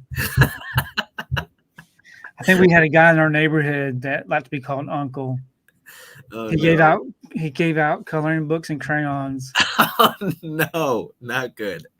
The Hills Have Eyes. A nice guy that pulls teeth. Chris is laughing. Woohoo, Tony and Jack Black, Bob's big bro, Derek, and laughing Derek. Hey, party people! Congratulations, Tony. Thanks for being here, Mike. All right, I got another one for you. Mika did this in December. She watched it. It's only got a DVD release in the States. It's 1 letter and 1 number. That's the title of the movie. Blank, blank. Blank. It's 1 letter and 1 number. It's about a really creepy stalker dude in a parking garage. Have you ever seen it? Christmas movie? It's based out of a parking garage. Yeah, it took place in a parking garage. Maybe the letter A. Mika's a fan of it, and Captain Horror's got it right here. Oh. P2. P2. Parking space 2 or P2. Look at that. The whole chat came in. Wow, that's good. I can see that. Yeah. It's so fun when you, like, I know it's different for you, so I apologize. But it's fun watching the chat, like, just jump in and be like, hey, they know it. Yeah, P2. Yeah, P2 is a Christmas movie. I'd call it a Christmas movie. I think Mika would agree. P2, dope movie. Look at that. All right, I got another one. This takes place, it's 3 characters in the entire movie. Ellis Eve is in it. Josh Peck's horrible acting. It takes place in winter. The killer wears like the very same coat as Urban Legends, and they get stuck in a blank. The movie's titled that. I don't know if I do a good job explaining it, so I apologize. Yes, a bunch of blanks and Well, a bunch of blank Ella blanks. Steve is in it. Josh Peck is in it. There, look, see, I can't be that bad because the chat. No, the chat knows it. But Tony ATM, does not. I've never seen that. ATM, yep, that's it. Yes, watch it every Christmas. See. Wow. All right, Tony, did you want to give anything? Tell anybody anything? Say anything? No, Did you? yeah, I thank you everybody for all the kind words and the video clips, the embarrassing trivia that I was terrible at. But and Bob, definitely thank you for putting all this together. It was fun. And I do appreciate it. Yeah, and I look forward to being in the chat for the next ones that you do, because I really do enjoy learning more about the community, and it was just a really nice time. Yeah, and once again, I knew, like, when you do trivia, I was embarrassed on Hux, and one thing I guess you could say was I was self-conscious about was like the chat laughing at me, right? Oh yeah. They're gonna laugh at you, like in Carrie, right? And so I was like, man, everybody's got to be laughing at me, because I've watched a lot of the underground B horror movies that Scorpion Releasing puts out. Severin, that's the type of horror I watch a lot more of. Yeah. So when you're naming the classics, I haven't quite like dove as deep into those, and so I didn't mean to put you on the spot. It's all good. It was all in fun. It's so different when you're on the spot like that, and I'm throwing out 2 actors of obscure movies that you've never seen. Yeah, so leave the trivia to Huck. Yeah. I will. It's just a fun little segment on sound clips, video clips, pictures. It all helps trigger the brain to remember what it is. Yeah. But before everybody leaves, there is one more video I'm going to close it out with. I asked him to do kind of an outro video for us. Great guy in the community. You were great, Tony, and we all love you, Bob. This was amazing, and you did an incredible job. Can't wait for more of these. Thank you. Mizzy, Bob, you're awesome. Tony's the best. Thank you so much, Mizzy. Mizzy's a great guy too. He is. Is a very nice person as well in the community. So, Tony, you are the best, and it is all in fun. The community has you. Keep being awesome. So true. So true. So I am going to kind of just let us close out here. And like I said, before I end it though, I've got one more video, and that'll end it. So what you see of us is kind of it. And then I'll just click that video. But Tony, is there anything coming up on your channel? I know tomorrow you got a stream in the Lost Girls. With Derek, yeah, definitely tune in tomorrow night. Multi-stream back and forth if you need to. I'm looking forward to 80s nominations, Best Picture nominations stream with Derek and them. Hopefully, I'll be good at that. I don't know, but yeah, I've got a video out every single day. There's a video that's being released on my channel since October, so there'll be another one tomorrow. Before I take off, I'm just going to throw this out there because I had an idea of how I was going to do the nominations. Would you guys prefer me to just let the winner, the Hall of Fame person, pick the next guest? Is that the way you would like me to do it? Or do you want to let me allow the community to vote? Or I could pick as well and just collab with Tony. But either way is fine with me. So just kind of throw out a few comments in the chat there. Like I said, I appreciate everybody who tuned in. We still got 53 people in here. Tony, I said I would love it if there was 30 or 40 people that showed up. We had 70 people in here most of the time. Nice. You're nice. They all came in for you, Tony. I appreciate you stopping by and doing this for me, allowing me to attack you and give you a hard time. But yeah, it was a blast, man. I had such a fun time. Yeah, thank you for all of it.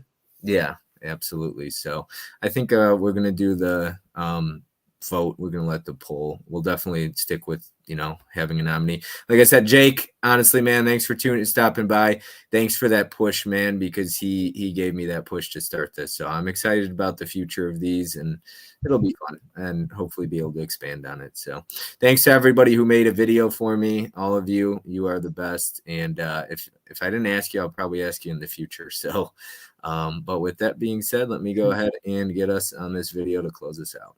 Have a good night, everyone. Yeah. Tony, the man, the myth, the legend, your favorite collector's favorite collector. What more can I say about you that probably hasn't been said during this live stream, except You are a well-loved, well-respected, and an all-roundabout awesome guy. You are personally my favorite unboxer on YouTube. I absolutely love your videos, but that is no secret. But without any further ado, can I please get a standing ovation for this man? Tony at Basement Blues. Let's go.